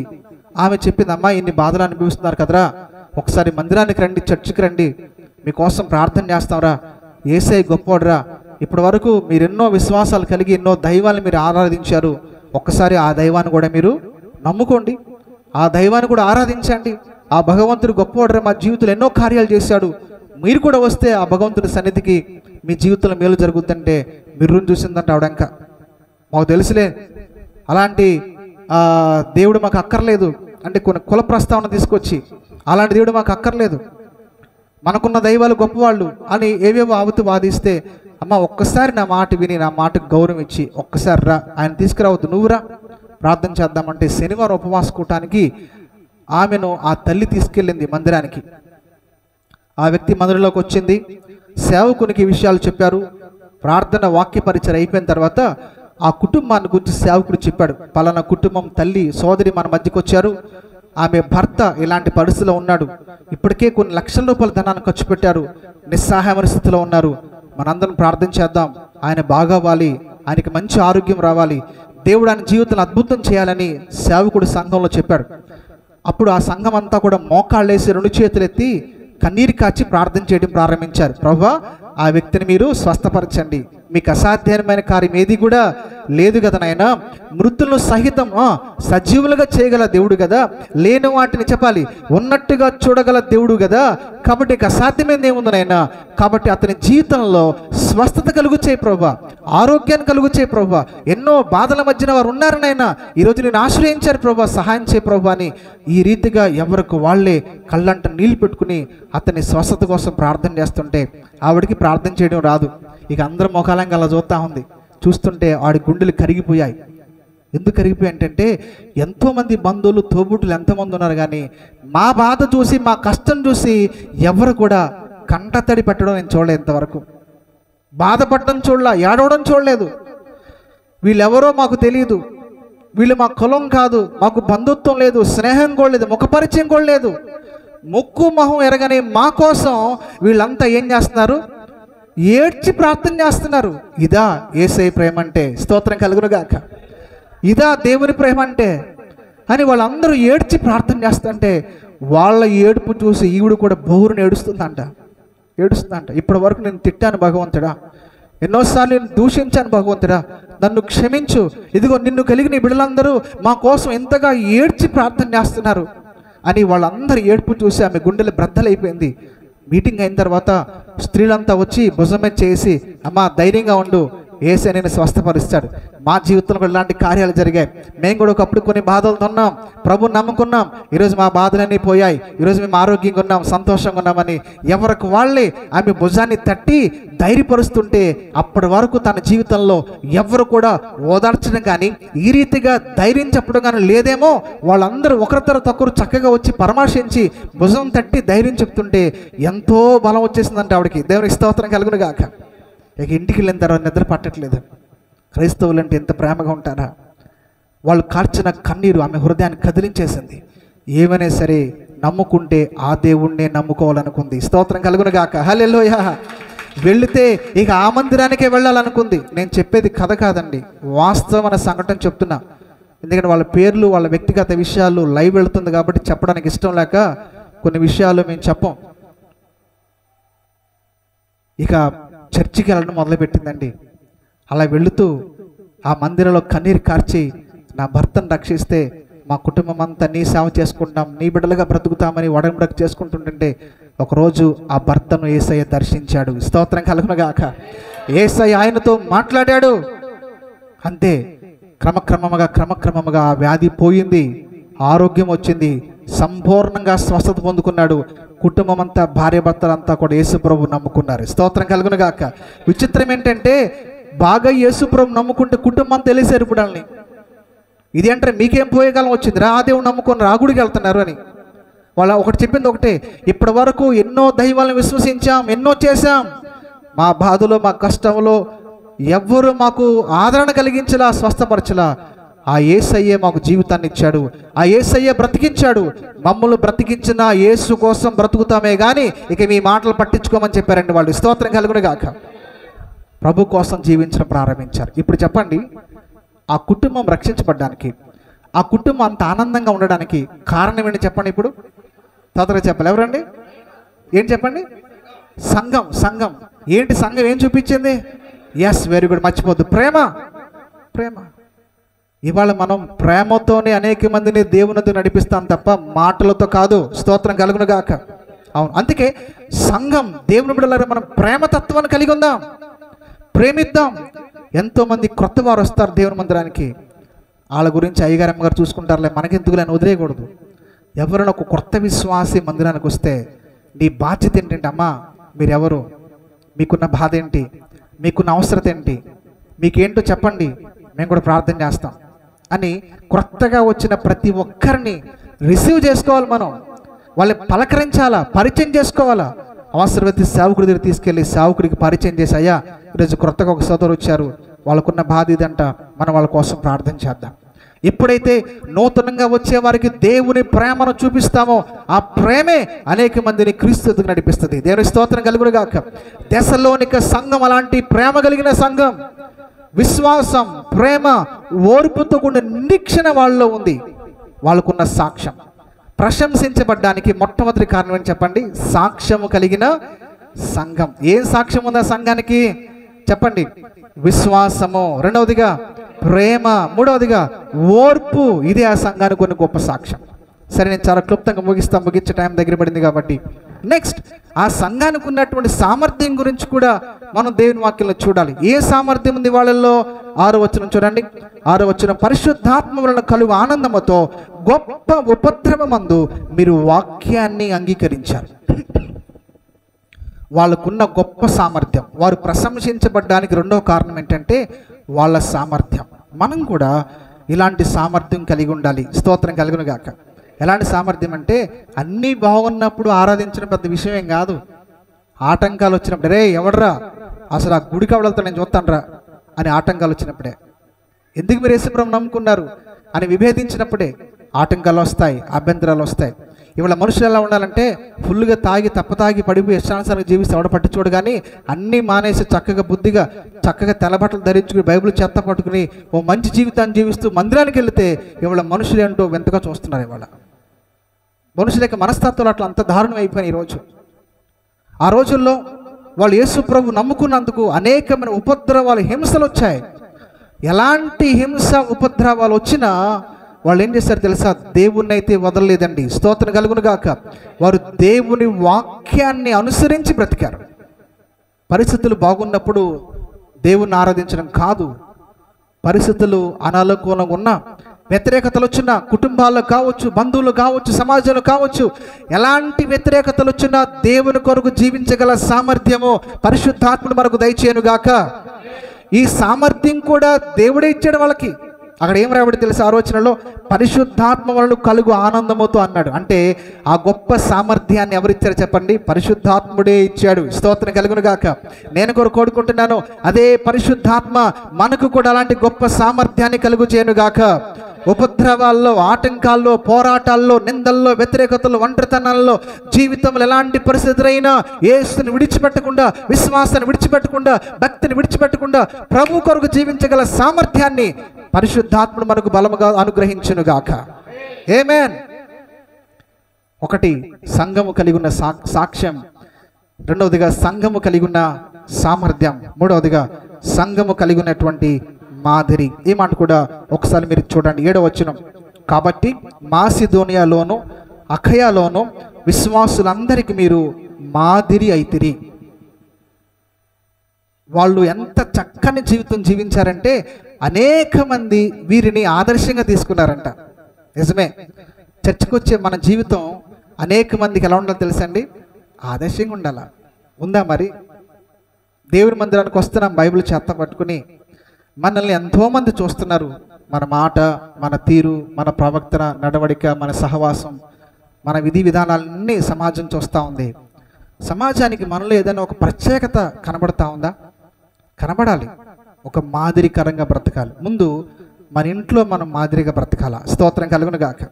భర్తకు ఒక మాదిరి భార్య చూపాలా, భార్యకు మాదిరి భర్త చూపించాలా. అలాగే దేవుడు మనల్ని ప్రేమించి చక్కని బిడ్డలను ఇచ్చాడు కదా, బిడ్డలకు కూడా మనం ఒక మాదిరికరమైన తల్లిదండ్రులుగా మనం ఉండాలా. చేతులెత్తి స్తోత్రం చెప్పండి, కాస్త బిగ్గరగా చెప్పండి, హల్లెలూయా. అవును, బిడ్డలకు కూడా ఒక మాదిరికరమైన తల్లిదండ్రులుగా మనం బ్రతకాలి. ఈ సంఘంలో ఉన్న అద్భుతమైనటువంటి ప్రత్యేకత ఏంటి తెలుసా? దైవజనుడు ప్రశంసించడానికి మాదిరికరమైన జీవితం వారు కలిగి ఉన్నారు.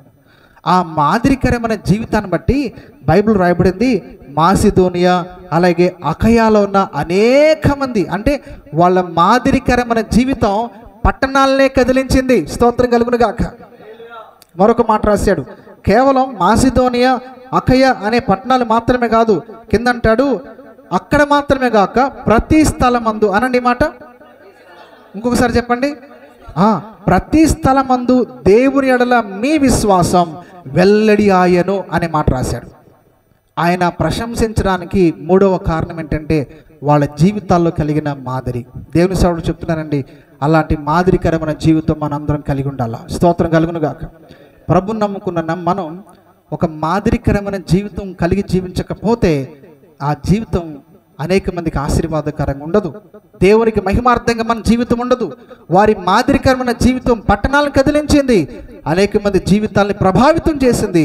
అనేకులు వీరిని చూసి దేవుని నమ్ముకున్నారు. స్తోత్రం కలుగును గాక.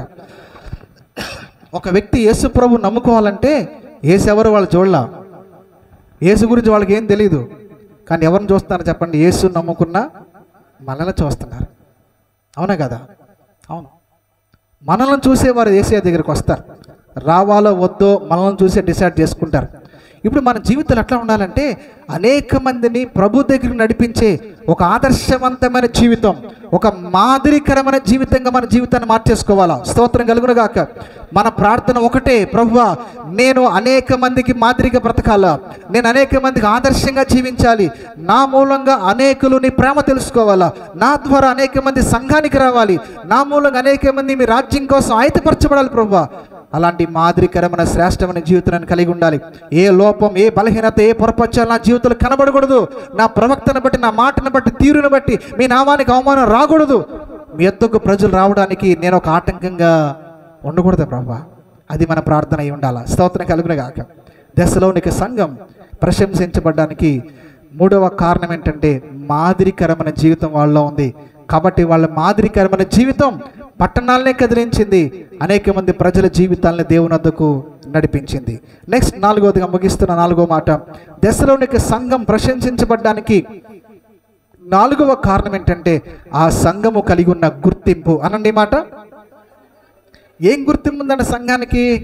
సంఘానికి ఉన్న అద్భుతమైన గుర్తింపు ఏంటంటే ఒక్కసారి ఈ మాట చూడండి, 4వ వచనం. ఏలయనగా 4వ వచనం చూస్తున్నారా? ఏలయనగా దేవుని వలన ప్రేమింపబడిన సహోదరులారా అని చెప్పాడు. మీరు ఏర్పరచబడిన సంగతి. 2 మాటలు చూడండి. వాళ్ళు ఎవరంటే దేవుని చేత ప్రేమింపబడిన వారు. సంఘము క్రీస్తు రక్తముతో కడగబడి కొనబడినదే దేవుని సంఘం. స్తోత్రం కలుగును గాక. అంటే దేవుని చేత ప్రేమింపబడుతుంది దేవుని సంఘం. ఈరోజు నేను అనాథినే అని అనుకోకర్లేదు. కొంతమంది ఈ పాటలు పాడతారు, ఎవరు లేక ఒంటరినై. ఒక చోట కుటుంబ ప్రార్థన జరుగుతూ ఉంది. ఒక ఆవిడ, అయ్యగారు నేను కూడా పాట పాడతా, నాకు పాట ఇవ్వకపోతే అలిగేద్దాం ఆవిడ. కాబట్టి పాట ఇవ్వకపోతే ఎక్కడ అలిగేద్దాను. ఆ రోజు అప్పటికే వాక్యం టైం అయిపోయింది, 9, 8:30 ఆ టైం అయిపోతుంది, వాక్యానికి టైం అయిపోయింది. కానీ అయినా సరే నాకు ఒక పాట ఇవ్వడం అక్కడనే సైగ చేస్తుంది. సరే టైం అయిపోయింది, పాట ఇవ్వకపోతే అలిగేస్తుంది, కొన్ని బాధపడద్ది, పాడాలని ఆశ ఉంది అని పిలిచి పాట ఇస్తే ఇక మైక్ పట్టుకుని ఎవరు లేక ఒంటరినై అని దీర్ఘం తీస్తుంది. అందరికీ నే దూరమై అనాథగా మిగిలాను రావా యేసయ్య అని పాడుతుంటే వెంటనే మా నాన్నగారు, అమ్మా ఆపే ఈ పాట పాడబాకు, ఈ పాట నీకు వర్తించదు, నీకు భర్త ఉన్నాడు, బిడ్డలు ఉన్నారు, అత్త మామ ఉన్నారు, అందరూ ఉన్నారు, అందరూ ఉండి నువ్వు పాడే పాట ఏంటి ఇది, ఎవరు లేక ఉంటారని అనాదివా, ఇంకొకసారి ఎప్పుడు ఈ పాట పాడబాక. చాలాసార్లు ఇంత గొప్ప దేవుని కలిగి ఉండి కూడా ఇలాంటి పిచ్చి ఆలోచన మళ్ళా ఉంటాయి.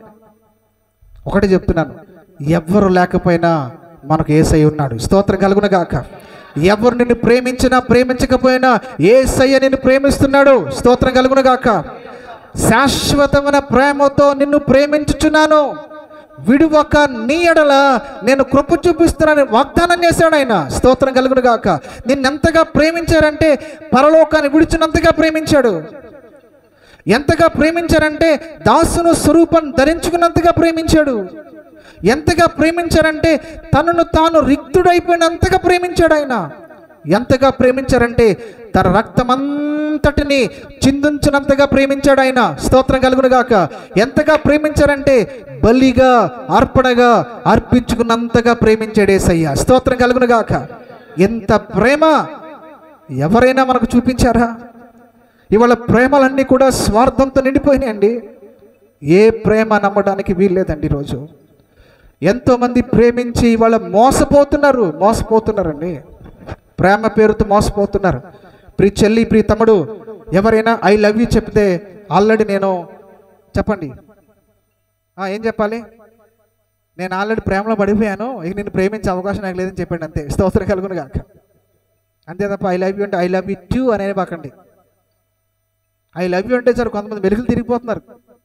కాబట్టి దయచేసి ఎవరొస్తున్నా చెప్తున్నాను, ఎవరైనా కాస్త మిమ్మల్ని ఇష్టపడి మోసపడి ఐ లవ్ యూ అంటే I'm sorry, already I'm following in love, నేను ఆల్రెడీ ప్రేమలో పడిపోయాను. ఎవరంటే జీసస్ అని చెప్పండి. దేవుని స్తోత్రం కలుగును గాక. ఎందుకంటే ఆయనని మోసం చేసే ప్రేమ కాదు యేసయ్య ప్రేమ. నా కోసం ప్రాణం పెట్టిన ప్రేమ యేసయ్య ప్రేమ. కాబట్టి అంతకు మించిన ప్రేమ, స్వచ్ఛమైన ప్రేమ ఈ లోకంలో నాకు ఎక్కడా లేదు. కాబట్టి ఐఎమ్ సారీ, నిజం చెప్తున్నాను. ఎందుకంటే ఇవాళ ఎంతోమంది యవనస్తులు ప్రేమ పేరుతో చదువు పాడు చేసుకుంటున్నారు, ప్రేమల్లో పడి ఆరోగ్యాన్ని పాడు చేసుకుంటున్నారు, ప్రేమల్లో పడి ప్రేమించి మోసపోయిన తర్వాత ఆత్మహత్యలు చేసుకుంటున్నారు. ఇవాళ చాలామంది యవనస్తులు ఆత్మహత్య చేసుకోవడానికి కారణం ఏంటంటే ప్రేమించి మోసపోవడం ద్వారా. అవును, లోక ప్రేమ మోసం చేస్తుంది. ఇవాళ మరికొంతమంది ఏం చేస్తారంటే ప్రేమించిన అమ్మాయి నాకు దక్కట్లేదని యాసిడ్ దాడి చేసేస్తున్నాడంతే, పీకలు కోచేస్తున్నారంతే. నేను అంటాను, ప్రేమ చంపుద్దా? ప్రేమ యాసిడ్ పోస్తుందా? నిజమైన ప్రేమ మూర్ఖంగా ప్రవర్తిస్తుందా? లేదే. ఇవాళ ఎంతమంది ఇవాళ ప్రేమ పేరుతో బలైపోతున్నారండి. నేను రెండు చేతులు జోడించి చెప్తున్నాను, ఈ లోకపు ప్రేమ మాయ. ఏ ప్రేమలో మీరు నమ్మొద్దు. స్తోత్రం కలుగును గాక. సాతాను గాడు యవనస్తుల్ని ప్రేమ పేరుతో వలవేస్తున్నాడంతే, వారి జీవితాలు పాడైపోతున్నాయి. ఒకే ఒక ప్రేమ శాశ్వతమైంది, యేసయ్య ప్రేమ. స్తోత్రం కలుగును గాక. ప్రేమ ఏ లోపం లేనిది యేసు ప్రేమ. ప్రేమ ఏ బదులాశించనిది యేసు ప్రేమ. ఓ తల్లి కన్నను, ఓ తండ్రి కన్నను, ప్రేమించు దేవుడు, క్షమించు దేవుడు. స్నేహితుని కన్నను, ప్రేమించు దేవుడు, స్నేహితుని కన్నను, ప్రేమించు దేవుడు. ప్రాణాన్ని త్యాగమిచ్చిన నిజ స్నేహితుడు, ప్రాణాన్ని త్యాగమిచ్చిన పడదాం. ఓ తల్లి కన్నను, ఓ తండ్రి కన్నను, ప్రేమించు దేవుడు, క్షమించు దేవుడు. ఈ మాట కూడా పడదాం. కాలాలు మారిపోని ప్రేమ, కల్వరిలో చూపిన క్రీస్తేసు ప్రేమ. కాలాలు మారిపోని ప్రేమ, కల్వరిలో చూపిన క్రీస్తేసు ప్రేమ ముదిమి వచ్చు వరకు నిన్నెత్తుకునే ప్రేమ, ముదిమి వచ్చు వరకు నిన్నెత్తుకునే ప్రేమ, తల్లి అయిన మరచిన నిన్ను మరువని ప్రేమ, తల్లి అయిన మరచిన నిన్ను మరువని ప్రేమ, ప్రేమ చప్పట్లు, ప్రేమ ప్రేమ నా యేసు ప్రేమ, ప్రేమ ప్రేమ ప్రేమ నా యేసు ప్రేమ. చేతులెత్తి స్తోత్రం చెప్పండి. సంఘమా, ప్రభు మిమ్మల్ని ప్రేమిస్తున్నాడు కాబట్టి దేవుని చేత ప్రేమింపబడుతున్న సంఘాన్ని ఎవ్వరూ పాడు చేయలేడు. నమ్మితే స్తోత్రం చెప్పండి గట్టిగా. ఎస్, దేవుని సంఘాన్ని పాడు చేయటం ఎవరి తరం కాదు. ప్రభుత్వాలైనా రాజ్యాలైనా రాజులైనా సరే ఎంతోమంది ఎంతో కాలంగా ఎన్నో సంవత్సరాలుగా సంఘాల్ని పాడు చేయడానికి ఎంతోమంది లేచారు. వారు పాడైపోయారు, కానీ దేవుని సంఘాలు మాత్రం దినదినాభివృద్ధి చెందుతూనే ఉన్నాయి. స్తోత్రం కలుగునుగాక. ఎస్, ఎందుకంటే దేవుని సంఘం దేవుని చేత ప్రేమింపబడుతున్న సంఘం. సంఘాన్ని ప్రభు ప్రేమిస్తున్నాడు కాబట్టి సంఘమా భయపడద్దు. సంఘం భయపడక్కర్లా. రాగల దినాల్లో సంఘానికి భయంకరమైన శ్రమలు రావచ్చు, కానీ భయపడక్కర్లేదు. ఎందుకంటే సంఘాన్ని ప్రభు ప్రేమిస్తున్నాడు కాబట్టి సంఘాన్ని దేవుడు శ్రమల పాలు చేయనివ్వడు. స్తోత్రం కలుగునుగాక. ఎస్, సంఘాన్ని దేవుడు శ్రమల పాలు చేయనివ్వడు. దశలోనికి సంఘానికి ఉన్న గుర్తింపు ఏంటంటే ప్రభు చేత ప్రేమింపబడుతున్నవారు. మీరు అనుకోవచ్చు, చిన్న మందమేమో మాకు పెద్ద గుర్తింపు లేదు. ఏది ఆలోచించద్దు, దేవుని చేత మీరు ప్రేమింపబడుతున్నారు, దానికి మించిన గుర్తింపు ఇంకొకటి లేదు. దేవుని స్తోత్రం కలుగునుగా. ప్రభు మీతో ఉన్నాడు, మిమ్మల్ని ప్రభు ప్రేమిస్తున్నాడు. రెండవదిగా ప్రభు మిమ్మల్ని ఏర్పరచుకున్నాడు. ఎందుకు ఏర్పరచుకున్నాడు తెలుసా? పేతురు పత్రికలో రాయబడింది, చీకటిలో నుంచి చెప్పాలి ఆశ్చర్యకరమైన వెలుగులోనికి మిమ్మల్ని నడిపించాడు. ఎందుకంటే ఆయన గుణాతిశయాలు ప్రచురపరచడానికి ఏర్పరచబడిన జనాంగం, రాజులైన యాజక సమూహం. వెరీ గుడ్, బాగా చెప్తున్నారమ్మా. దేవుని సొత్తైన ప్రజలు మీరు, దేవుని చేత మీరు ఏర్పరచబడ్డారు. అవును, ఏర్పరచబడ్డ వాడిని ఎవడు పాడు చేయడు, ఎవడు కదిలించలేడు. ఇది సంఘానుకున్న బలం, సంఘానుకున్న గుర్తింపు. కాబట్టి దేవుని సంఘమా, దేనికి నువ్వు భయపడొద్దు. స్తోత్రం కలుగునుగాక. మనుషులకు భయపడొద్దు, మనుషుల ద్వారా కలుగుతున్న వ్యతిరేకతలు భయపడొద్దు. సంఘాన్ని దేవుడు ప్రేమిస్తున్నాడు, సంఘాన్ని దేవుడు ఏర్పరచుకున్నాడు.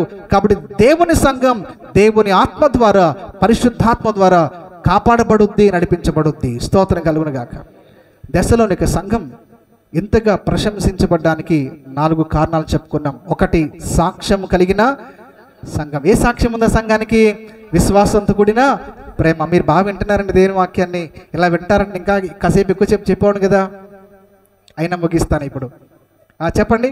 విశ్వాసంతో కూడిన మీ పని. నెంబర్ 2, ప్రేమంతో కూడిన ప్రయాస. నెంబర్ 3, నిరీక్షణతో కూడిన ఓర్పు. అది ఆ సంఘానికి ఉన్న గొప్ప సాక్ష్యం. రెండవదిగా వాళ్ళు ప్రశంసించబడడానికి రెండవ కారణం ఏంటి? వారికి ఉన్న సామర్థ్యం. ఏంట సామర్థ్యం? శ్రమల్లో కూడా, ఉపద్రవంలో కూడా దేవుణ్ణి విడిచిపెట్టకుండా దేవుని వాక్యాన్ని వారు అనుసరిస్తున్నారండి. వాళ్ళకున్న గొప్ప సామర్థ్యం అదే. సంఘానికి ఉన్న మాదిరి ఏంటా మాదిరి? మాదిరి ద్వారా ఏం జరిగింది? అనేక మందిని, అక్కయ, నెక్స్ట్ మాసిదోనియా, అనేక మంది పట్టణాలని, ప్రజల్ని వారి మాదిరికరమైన జీవితం ద్వారా ప్రభావితం చేశారు, దేవునతుకు నడిపించగలిగారు. అలాంటి మాదిరి పరిశుద్ధాత్మను మనకు కూడా దయచేయను గాక. ఆమేన్. కోరుకొలు గ్రామం అంతటిని దేవుని కోసం పిల్లరా సంపాదించడానికి, ప్రభు ప్రేమకు నడిపించడం కోసం, దేవుని రాజ్యం కోసం సిద్ధపరచడానికి దేవుడి సంఘాన్ని అద్భుతంగా బలపరిచి ఒక మాదిరికరమైన సంఘంగా ప్రభు మరింతగా సిద్ధపరచును గాక.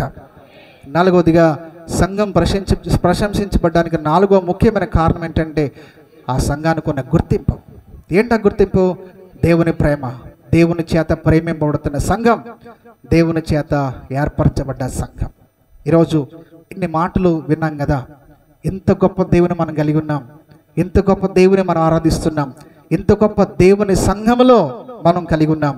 కాబట్టి మనం కూడా ఒక దశలోనిక సంఘం, విశ్వాసులు కలిగి ఉన్న ఈ అద్భుతమైన లక్షణాలు మనం కలిగి ఉందాం. సంఘాన్ని బట్టి దైవజనుడు సంతోషపడాలి, కానీ చెప్పండి, దుఃఖపడకూడదు. 2 చేతులు జోడించి చెప్తున్నాను, ఎవ్వరు కూడా సేవకుడిని దుఃఖపరచకండి. దైవజనుడు మీ గురించి బాధపడితే, మనోవేదన చెందితే అది మీకు ఎప్పటికీ మంచి కాదు, ఆశీర్వాదం కాదు అని బైబిలే చెప్తుంది. కాబట్టి వారు సంతోషంతో మీ మధ్యన పరిచర్య చేయనట్లుగా వారి మాట విని వారికి లోబడి ఉండండి. దశలోనికి సంఘం అలా అద్భుతం లక్షణాలు కలిగి ఉంది. ఓ దేవుని సౌండ్ నేను కూడా కోరుకుంటున్నాను, మనందరినీ ఈరోజు పరిశుద్ధాత్ముడు ఆ రీతిగా బలపరచాలా. దేవుని కోసం రోషంగా జీవిద్దాం. అనేక మంది సమాజంలో అనేక మందిని దేవుని వద్దకు నడిపిద్దాం. ఈ లోకం శాశ్వతమైనది కాదు, అశాశ్వతమైన ఈ లోకంలో శాశ్వతమైన దేవుని రాజ్యం కోసం భక్తి చేద్దాం. ఆ కృపను పరిశుద్ధాత్మను మనకు దయచేయను గాక. ఆమేన్. దయచేసి మోకరిస్తారా? మోకరించిన మీరందరూ కూడా 2 హస్తాలు పైకెత్తి ఒక చిన్న ప్రార్థన చేస్తారు. ఇంతవరకు ఎన్నో విషయాలు దేవుని వాక్యం ద్వారా విన్నారు కదా. విన్న మీరు 2 హస్తాలు పైకెత్తి ఒక చిన్న ప్రార్థన. అందరూ వెంటనే మోకరించండి. మోకరించిన మీరు వెంటనే 2 చేతులు పైకెత్తండి. 2 చేతులు పైకెత్తి ఒక చిన్న ప్రార్థన. ప్రభువా, ఈ రాత్రి నన్ను బలపరచవా, నాకు ఈ కృప నాకు దయచేవా. దేవుని చేత నువ్వు ప్రేమింపబడుతున్నావు. నువ్వు ఒంటరిదానివి కాదు, ఒంటరివాడివి కాదు. లోకం నిన్ను ప్రేమించకపోయినా ప్రభు నిన్ను ప్రేమిస్తున్నాడు. దేవుని చేత ప్రేమింపబడుతున్న నీవు, దేవుని చేత అర్పించబడుతున్న నీవు దేవుని కోసం బ్రతకగలుగుతావా? ఈ రాత్రి ఒక తీర్మానం చేసుకుంటావా? ప్రభువా, నేను నీ కోసం జీవిస్తానయ్యా, నీ కోసం బ్రతుకుతానయ్యా, నీ పని నేను చేస్తానయ్యా, నీకు మాదిరిగా ఈ లోకానికి సమాజానికి ఒక మాదిరిగా నేను జీవిస్తానయ్యా, నన్ను బలపరచువని ఒక మారు దేవుని సన్నిధిలో ఒక చిన్న ప్రార్థన చేసుకుంటారా? మీ సేవకులు దైవజనులు మనల్ని కాసేపు ప్రార్థన నడిపిస్తారు. వారితో పాటు కలిసి మన ప్రార్థనలో కొనసాగుదాం. స్తోత్రం.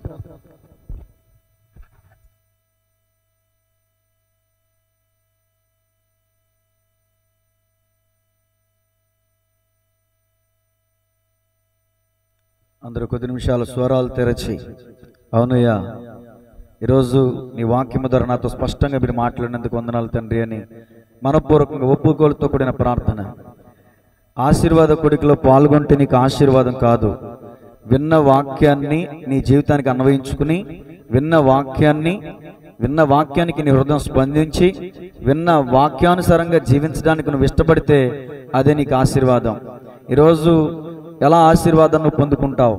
తెస్సలోనిక సంఘం ప్రశంసింపబడడానికి గల కారణం ఏంటి? ఇదిగో ఆ దైవజనుడు ఆ సంఘాన్ని ప్రశంసిస్తున్నాడు. సంఘాన్ని బట్టి ఆ దైవజనుడికి సంతోషం కలిగిందంట. నిజమే కదా, పిల్లలు చేసినటువంటి పనులు తల్లిదండ్రులకు నచ్చినప్పుడు తల్లిదండ్రులు సంతోషించి ఇంకా ఎక్కువగా పిల్లలకి ఏదైనా ఇవ్వడానికి ఇష్టపడతారు.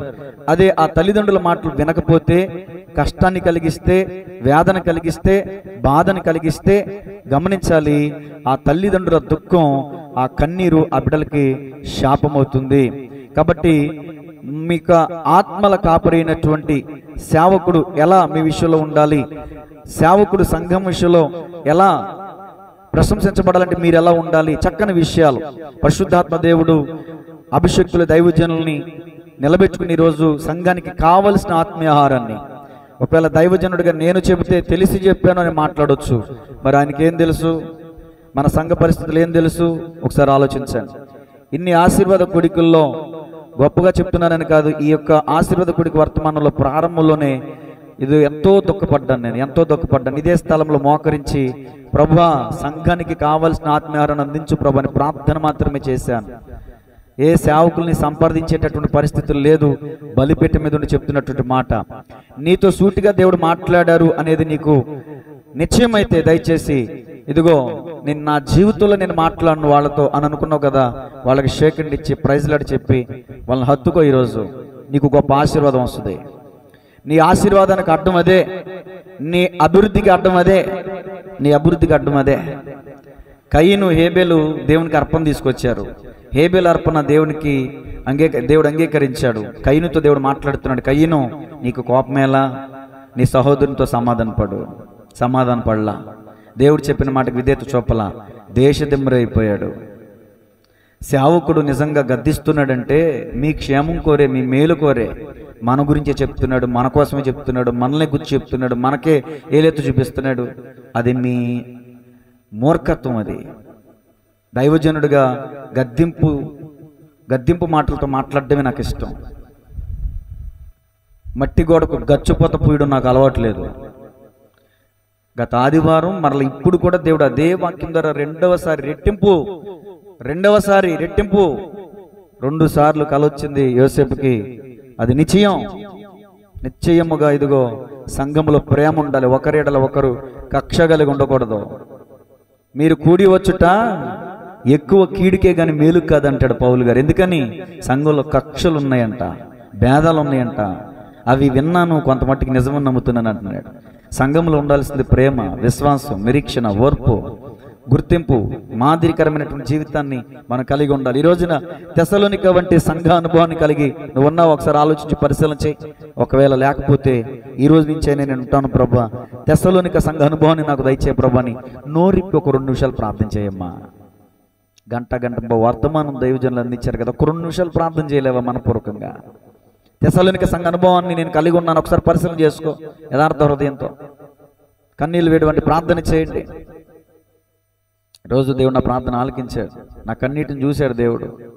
సంఘానికి కావలసిన ఆత్మీయాహారాన్ని దేవుడు అందించాడు. దైవజనులు వారి స్థానిక సంఘంలో 21 రోజుల ఉపవాస కూడిక ఏర్పరచుకుని కూడా అక్కడ దైవజనులకు వాక్యాన్ని అందించి ఈ స్థలానికి ఆయన వేగంగా పరుగులెత్తుకుని వచ్చారు. అది దేవుని పట్ల ఆయనకున్న ప్రయాస. మరి మనకుందా ఆ ప్రయాస? మనకుందా అటు విశ్వాసం, అటు పరుగు మనకుందా? స్థానిక సంఘాన్ని విడిచిపెట్టి ఇచ్చిన మాటకు లోబడి దైవజనులు ఎందుకు ఇంత ప్రయాసపడ్డారు? మాట తప్పకూడదు. ఒక 2 నిమిషాలు మీకు టైం ఇస్తున్నాను. ఎవరికి వాళ్ళ స్వరమెత్తి తెస్సలోనిక సంఘ అనుభవాలు నేను కలిగి ఉండాలని ఇష్టపడుతున్నాను ప్రభువా. నేను కూడా నా సేవకుని ద్వారా ప్రశంసింపబడాలని ఇష్టపడుతున్నానయ్యా. నా సేవకుడు నన్ను బట్టి తొక్కపడకూడదు ప్రభు. ఇంతవరకు నేను తెలియక ఎన్నో మార్లు నా మాటలు చేత తొక్కబెట్టాను ప్రభు అని ఒప్పుకోండి. మీకున్నటువంటి పిల్లలు మీ కళ్ళ ముందు కొట్టుకుంటే ఏ తల్లిదండ్రులైనా సంతోషిస్తారా? మీకు ఒక న్యాయం, ఆత్మీయ తండ్రికి ఒక న్యాయమా? సంఘంలో అందరూ కలిసి ఉండాలి అని చెప్పటం పాపమా, తప్ప, నేరమా? అందరూ సమాధానం కలిగి ఉండండి, ఐక్యత కలిగి ఉండండి, హత్తుకునేవారు ఉండండి, మేలు చేసుకునేవారు ఉండండి అని చెప్పడం వేలెత్తి చూపించడమా? మీ అభివృద్ధికి అడ్డు మీరే వేసుకుంటున్నారు. ప్రేమ వర్ధిల్ల చేస్తుంది. దేవుడు ప్రేమాస్వరూపి. ముగింపులోకి వచ్చే మనం సమయం 10 గంటలు ముగిస్తున్నాను. మరొక్క నిమిషం మీకు సమయం ఇస్తున్నాను. స్వరమెత్తి ప్రార్థించలేకపోతే మనసులోనే యథార్థంగా ప్రార్థన చేసుకోండి. మీ ప్రార్థన దేవుడు ఆలకిస్తున్నాడు కదా. విశ్వాసం, ప్రేమ, ఓర్పు, సామర్థ్యం, మాదిరి, గుర్తింపు నీకుందా? 4 విషయాలు, ప్రాముఖ్యమైన విషయాలు పరిశుద్ధాత్మ దేవుడు స్పష్టంగా మాట్లాడారు. కొద్ది క్షణాలు ప్రార్థన చేయండి మేధార్థ హృదయంతో. ఈ ఆశీర్వాద కూడికలో పాల్గొన్నటువంటి నీవు ఆశీర్వదించబడాలంటే, దీవించబడాలంటే ఈ వాక్యానికి విధేయత చూపించు. విధేయత చూపిన వారు ఆశీర్వదించబడ్డారు, అవిధేయ లేని వారు నాశనమయ్యారు. ఇజ్రాయేలీలు ఎంతో మంది చూస్తున్నాం. స్తోత్రం, స్తోత్రం. ఇంకా స్వరాలు లేవాలి, ప్రార్థన చేయాలి. స్తోత్రం, స్తోత్రం, స్తోత్రం, స్తోత్రం, స్తోత్రం, స్తోత్రం, స్తోత్రం, స్తోత్రం, స్తోత్రం. దైవజనులు కరుణ కుమారయ్య గారు చెప్పడం వాక్యాన్ని బట్టి ప్రార్థన నడిపిస్తారు. ప్రార్థన చేస్తారు. ప్రార్థన చేసుకుందాం. పరిశుద్ధుడా, పరిశుద్ధుడా నీకు స్తోత్రములు తండ్రి. సర్వోన్నతుని దేవుని కుమారుడా, సర్వేశ్వరా నీకు స్తోత్రము తండ్రి. ఆదిను అంతము లేనివాడా, సంపూర్ణుడా నీకు వందనములు. నిత్యుడగు తండ్రి, సమాధానకర్త నీకు స్తోత్రము తండ్రి. ఈ రాత్రికాల సమయంలో నాయన ఆయా దైవ సేవకుల్లో ఉండి నా అందరితో నువ్వు మాట్లాడి కృతజ్ఞతలు చెల్లిస్తున్నాము తండ్రి, నీకు వందనములు. సంఘము నాయన ఏ విధంగా ఉండాలి, సంఘంలో విశ్వాసం ఏ విధంగా ఉండాలి అని మాట్లాడే విధానం నాయన నీకు స్తోత్రము తండ్రి. దశలోనికి సంఘంలో నాయన ఇదిగో తండ్రి విశ్వాసంతో కూడిన పని అని మాట్లాడుతున్నావు తండ్రి. నువ్వు ఏ పని చేసినా విశ్వాసంతో చేయాలని మాట్లాడుతున్నావు తండ్రి, నీకు వందనములు తండ్రి. ప్రేమతో కూడిన ప్రయాస అని మాట్లాడుతున్నావు కదా నాయన, నీకు స్తోత్రము తండ్రి. నీ ప్రయాస ప్రేమతో కూడి ఉండాలని మాట్లాడుతావు తండ్రి. అయ్యా ఇదిగో తండ్రి కోపంతో కానీ దేవుని ప్రేమతో కలిగి ఉండాలని మాట్లాడుతున్నావు. శత్రువుని కూడా ప్రేమించే గుణాలు నీలో ఉండాలని మాట్లాడుతున్నావు తండ్రి, నీకు వందనాలు యేసయ్యా. శత్రువుని కూడా నిమిత్తం ప్రార్థించమని మాట్లాడుతున్నావు నాయన, నీకు స్తోత్రము తండ్రి. అయ్యా ఇదిగో ఆజ్ఞను ప్రభు, నిన్ను వల్ల నీ పొరుగువారిని ప్రేమించమన్నావు నాయన. నీ దేహాన్ని ఎలా ప్రేమించుకుంటావు నాయన, అలా నీ పొరుగు వారిని కూడా ప్రేమించమని చెప్పిన మహాదేవుడు నాయన, గొప్ప దేవుడు నాయన. ఈ రాత్రి కాల సమయంలో ప్రభువా ఎవరితో మేము నాయన అయ్యా ఎలా ఉన్నామో అటువంటి వారితో మాట్లాడిన సహాయము దయచేయమని అయ్యా ప్రార్థన చేస్తున్నాను. సహోదరులు ఐక్యత కలిగిన ఎంతో మేలు మనోహరం అని చెప్పావు కదా నాయన. ఒక సహోదరులు ఒక తండ్రి బిడ్డలుగా నాయన ఇక్కడ ఉన్నాము తండ్రి. ఒకే రక్తంతో కడగబడ్డాం కదా నాయన. ఇదిగో తండ్రి ఒక తండ్రి బిడ్డలుగా మేము కూడి ప్రార్థిస్తున్నాము నాయన. ప్రతి బిడ్డ కూడా ప్రభు సమాధానంగా ఉండటానికి మీరే సహాయము దయచేయండి ప్రభువా. గర్వము అహంకారము దోషము మాలో తీసివేయండి నాయన. కుటిలమైన మాటలు మాలో తీసివేయమని అయ్యా ప్రార్థన చేస్తున్నాను. అయ్యా అబ్రాము లాంటి నిరీక్షణ మాలో సహాయము దయచేయండి ప్రభువా. అయ్యా ఓర్పు మాలో సమకూర్చండి ప్రభువా. నీ స్తోత్రములు. అయ్యా అబ్రహాం ఎలా నిరీక్ష కలిగి జీవించాడో ప్రభువా, అలా మేము కూడా ప్రభువా నిరీక్ష కలిగి జీవించడానికి ఓర్పు కలిగి ఉండటానికి సమకూర్చండి ఆయన. సహాయం దయచేయండి ప్రభువా. దైవస గద్దించాడు అంటే ప్రభువా అది మన మంచికే నాయన. మన బిడ్డలు మనం గద్దిస్తున్నాము అంటే మన బిడ్డలు మంచిగురే కదా నాయన. అయ్యా పై తల్లిదండ్రులు కోరుకునేది అయ్యా నా బిడ్డలు మంచిగా ఉండాలి, ఈ లోకం నేను పడిన కష్టం వాళ్ళు పడకూడదు, నేను పడిన బాధ వాడు పడకూడదని ప్రభువా వారి కొరకు ఎలా ఈ లోకంలో మేము సమృద్ధమైన అయ్యా ఇళ్ళు పొలాలు ఎలా సమకూర్చుకుంటాము అలాగే బిడ్డల కోసం ఆయన ఈ లోకంలో కానీ పరలోకంలో మనందరం ప్రభువా ఉండాలని ఒక ఆశతో ప్రభువా అయ్యా గద్దిస్తున్నారు ప్రభువా అని ప్రతి ఒక్కరు ప్రభువా విశ్వసించడానికి సహాయం దయచేయమని అయ్యా ప్రార్థన చేస్తున్నాను. సంఘంలో ప్రతి ఒక్కరు సాక్షిగా ఉండడానికి సహాయం దయచేయండి ప్రభువా. మా సంఘం నాయన పరిమళ తైలం వల్లే ఉండాలి ప్రభువా. అయ్యా మా సంఘం ప్రభువా అనేక మందికి మాదిరిగా ఉండాలి ప్రభువా. అయ్యా మా నాయన మా సాక్ష్యము అనేక మంది దీవెనకరంగా ఉండాలి ప్రభువా. మా సాక్ష్యము అనేక మంది నువ్వు నడిపేలాగా ఉండాలి నాయన. అటువంటి ప్రభువా సాక్ష్యంగా ఉండే సహాయము దయచేయండి. అయ్యా పౌలు అంటున్నాడు ప్రభువా అయ్యా నేను ప్రభుని పోలు నడుచుకుంటాను, మీరు నన్ను పోలు నడుచుకోమని మాట్లాడుతున్నాడు తండ్రి. అయ్యా అలాగే ప్రభు మేము కూడా ప్రభువా యథార్థమైన భక్తి యథార్థమైన ప్రార్థన మాలో నేర్పడిన ప్రభువా. అయ్యా ఎక్కడ కూడా ప్రభువా అయ్యా తండ్రి అసూరి అన్యాయం లేకుండా ప్రభువా యథార్థం కలిగి ప్రార్థించే కృప సహాయము దయచేయమని అయ్యా ప్రార్థన చేస్తున్నాను. యథార్థంగా ప్రవర్తించేవారు ఏ మేలు చేయక మానని చెప్పకున్నాను. అటువంటి ప్రార్థన నాలో మాలో పెట్టినైనా యథార్థమైన సహాయం దయచేయమని అయ్యా ప్రార్థిస్తున్నాను. ఇక్కడ కూడిన ప్రతి బిడ్డను దైవసేవను దీవించి మీరు ఆశించమని మన ప్రభువైన యేసుక్రీస్తు నామమున అడుగుతున్నాను తండ్రి. ఆమేన్. ఆమేన్. అందరూ కూర్చుందాం. 2 నిమిషాలు నేను ముగిస్తున్నాను. దేవునికి మహిమ కలుగును గాక. దేవుడు వాక్యం ద్వారా నాతో మాట్లాడారన్న వాళ్ళు దేవుని స్తోత్రం చెప్పండి, బిగ్గరగా చెప్పండి. హల్లెలూయా. తెస్సలోనిక సంఘ అనుభవం మనమందరం కూడా కలిగి జీవించదుము గాక. చాలా చక్కని విషయాలు, దైవజనుని ప్రార్థన వృధా కాలేదు. ఆ భారాన్ని బట్టి పరిశుద్ధాత్మ దేవుడు కావలసినటువంటి విషయాలను దేవుని సేవకుల ద్వారా అందించారు. ఇప్పుడు ప్రజెంటు సింగరేపాలలో ప్రేమ స్వరూపి మందిరంలో కుత్తువేని డానియల్ గారికి ఆయన వాక్యానికి సమయం ఇచ్చి ఆయన వేగంగా చాలా స్పీడ్గా ఇక్కడికి వచ్చారు. అంటే 21 రోజుల ఉపవాస పండుగలు వాళ్ళ మందిరంలో జరుగుతున్నాయి. మరి అంత ప్రయాసపడి మన సంఘాన్ని ప్రేమించి వారి సంఘాన్ని కూడా విడిచిపెట్టి మన మధ్యకు వచ్చి వర్తమానం అందించిన దైవజనుల కోసం ఒకసారి చప్పట్లు కొడుతూ దేవుని మనం మహిమపరుద్దాం. అభిషక్తులు దైవజనులు ప్రేమ్ కుమారయ్య గారికి వారి కుటుంబానికి వారి సంఘానికి నా హృదయపూర్వక వందనాలు తెలియజేస్తున్నాను. మరి పిలుపుని మన్నించి ప్రతి నెల మరి మన సంఘంలోనికి వస్తున్నటువంటి మనతో సహోదర ప్రేమ కలుగుతున్నటువంటి దైవజనులు జాషువా గారికి కరుణ కుమారయ్య గారికి నా వందనాలు తెలియజేస్తున్నాను. పాషం గారు అలాగే జ్యోతి గారికి కూడా నా హృదయపూర్వక వందనాలు తెలియజేస్తున్నాను. చాలా చోట్ల సువార్తకు వెళ్తున్నారు సిస్టర్ గారు, అసలు విరామం లేనటువంటి సేవ చేస్తున్నారు. నేను ఎందుకు సరిపోను అసలు ఒక మాటలు చెప్పాలంటే. ఎన్ని ఊళ్ళో ఎన్ని గ్రామాల్లో చిలకలూరిపేట అని ఇంకా అటు చాలా చీరాల చాలా ప్రాంతాలు తిరుగుతారు సహోదరిగా. చాలా తగ్గింపు స్వభావం. ప్రతి నెల ఆశ్వదికుడికి వచ్చి నేను వాక్యాన్ని బలపడుతున్నానని ఆవిడ సాక్ష్యం చెప్తుంటారు. ప్రతి శనివారం స్త్రీల వర్తమానం ఆదివారం వర్తమానం వింటారు. మరలా వినదంతా నాకు రిపీట్ చేస్తారా ఈ వాక్యం ద్వారా దేవుడు నాతో మాట్లాడారని. సహోదరి జ్యోతి గారు కూడా ఒకసారి గట్టిగా చప్పలు కొడుతుంది అని మనం మహిమపడతాం. దేవునికి స్తోత్రం కలుగునుగా. మరి ఈ నెలలో ఉపవాస కూడికల కారణంగా చాలామంది దైవజనులు రాలేదు, చాలామంది కూడా విశ్వాసులు రాలేదు. మరి వచ్చే నెల నవంబర్లో మరి ఆశీర్వాద కూడిక ఏర్పాటు చేస్తాం ఖచ్చితంగా. ఇప్పుడు స్పాన్సర్ చేసేవాళ్ళు ఎక్కువైపోయారు, మనకి కూడికలు తక్కువైపోయినాయి. చాలా చోట్ల మాకు ఇచ్చేవారు లేరండి, మాకు భోజనాలు పెట్టేవాళ్ళు లేరండి, ఇవ్వడానికి ఇబ్బంది పెడతారని చాలామంది బాధపడుతూ ఉంటారు. కానీ మన కృపా మినిస్ట్రీస్కి దేవుడు అనుగ్రహించిన కృప ఏంటంటే దేవుడు ఆకాశ ద్వారాలు తెరిచేశాడు గట్టిగా. దేవునికి స్తోత్రం. వద్దన్నా వచ్చి పడిపోతున్నాయి. దేవునికి మహిమ కలుగునుగా. అమ్మ వద్దమ్మా, ఈ సంవత్సరం ఖాళీ లేదమ్మంటే నేను అనుకున్నాక మొక్కుబడి చేసుకున్నాక నేను వెనక్కి తీసుకోకూడదు, నేను పెడతానంతే. ఇది మా సహోదరి సీత గారు, ఓ పక్క రాణి గారు. ఇప్పుడు వీళ్ళిద్దరిలో ఎవరికి ఇవ్వాలి? పోయిన నెల క్యాన్సిల్ అయ్యి ఈ నెల క్యాన్సిల్ అయ్యి ఏమండి ఈ నెల పెడుతున్నారు. మరి ఈ నెల క్యాన్సిల్ చేశాను రమేష్ గారికి, మరి ఆయనకి ఏం చేయాలి ఇప్పుడు నేను? అందుకని ఒక ఆలోచన వచ్చింది, డిసెంబర్ కూడా ఒక కూడికి ఏర్పాటు చేద్దాం. దేవునికి స్తోత్రం కలుగునుగా. ఎందుకంటే డిసెంబర్ జనవరి పెడతలేదు కదా మనం, డిసెంబర్ పెడదాం.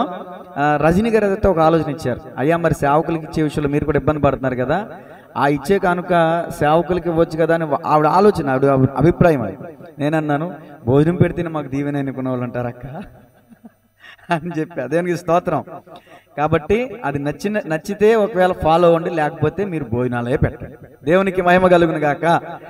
మీకోసం 13-14 నెలలు కూడా దేవుడు అనుగ్రహించును గాక.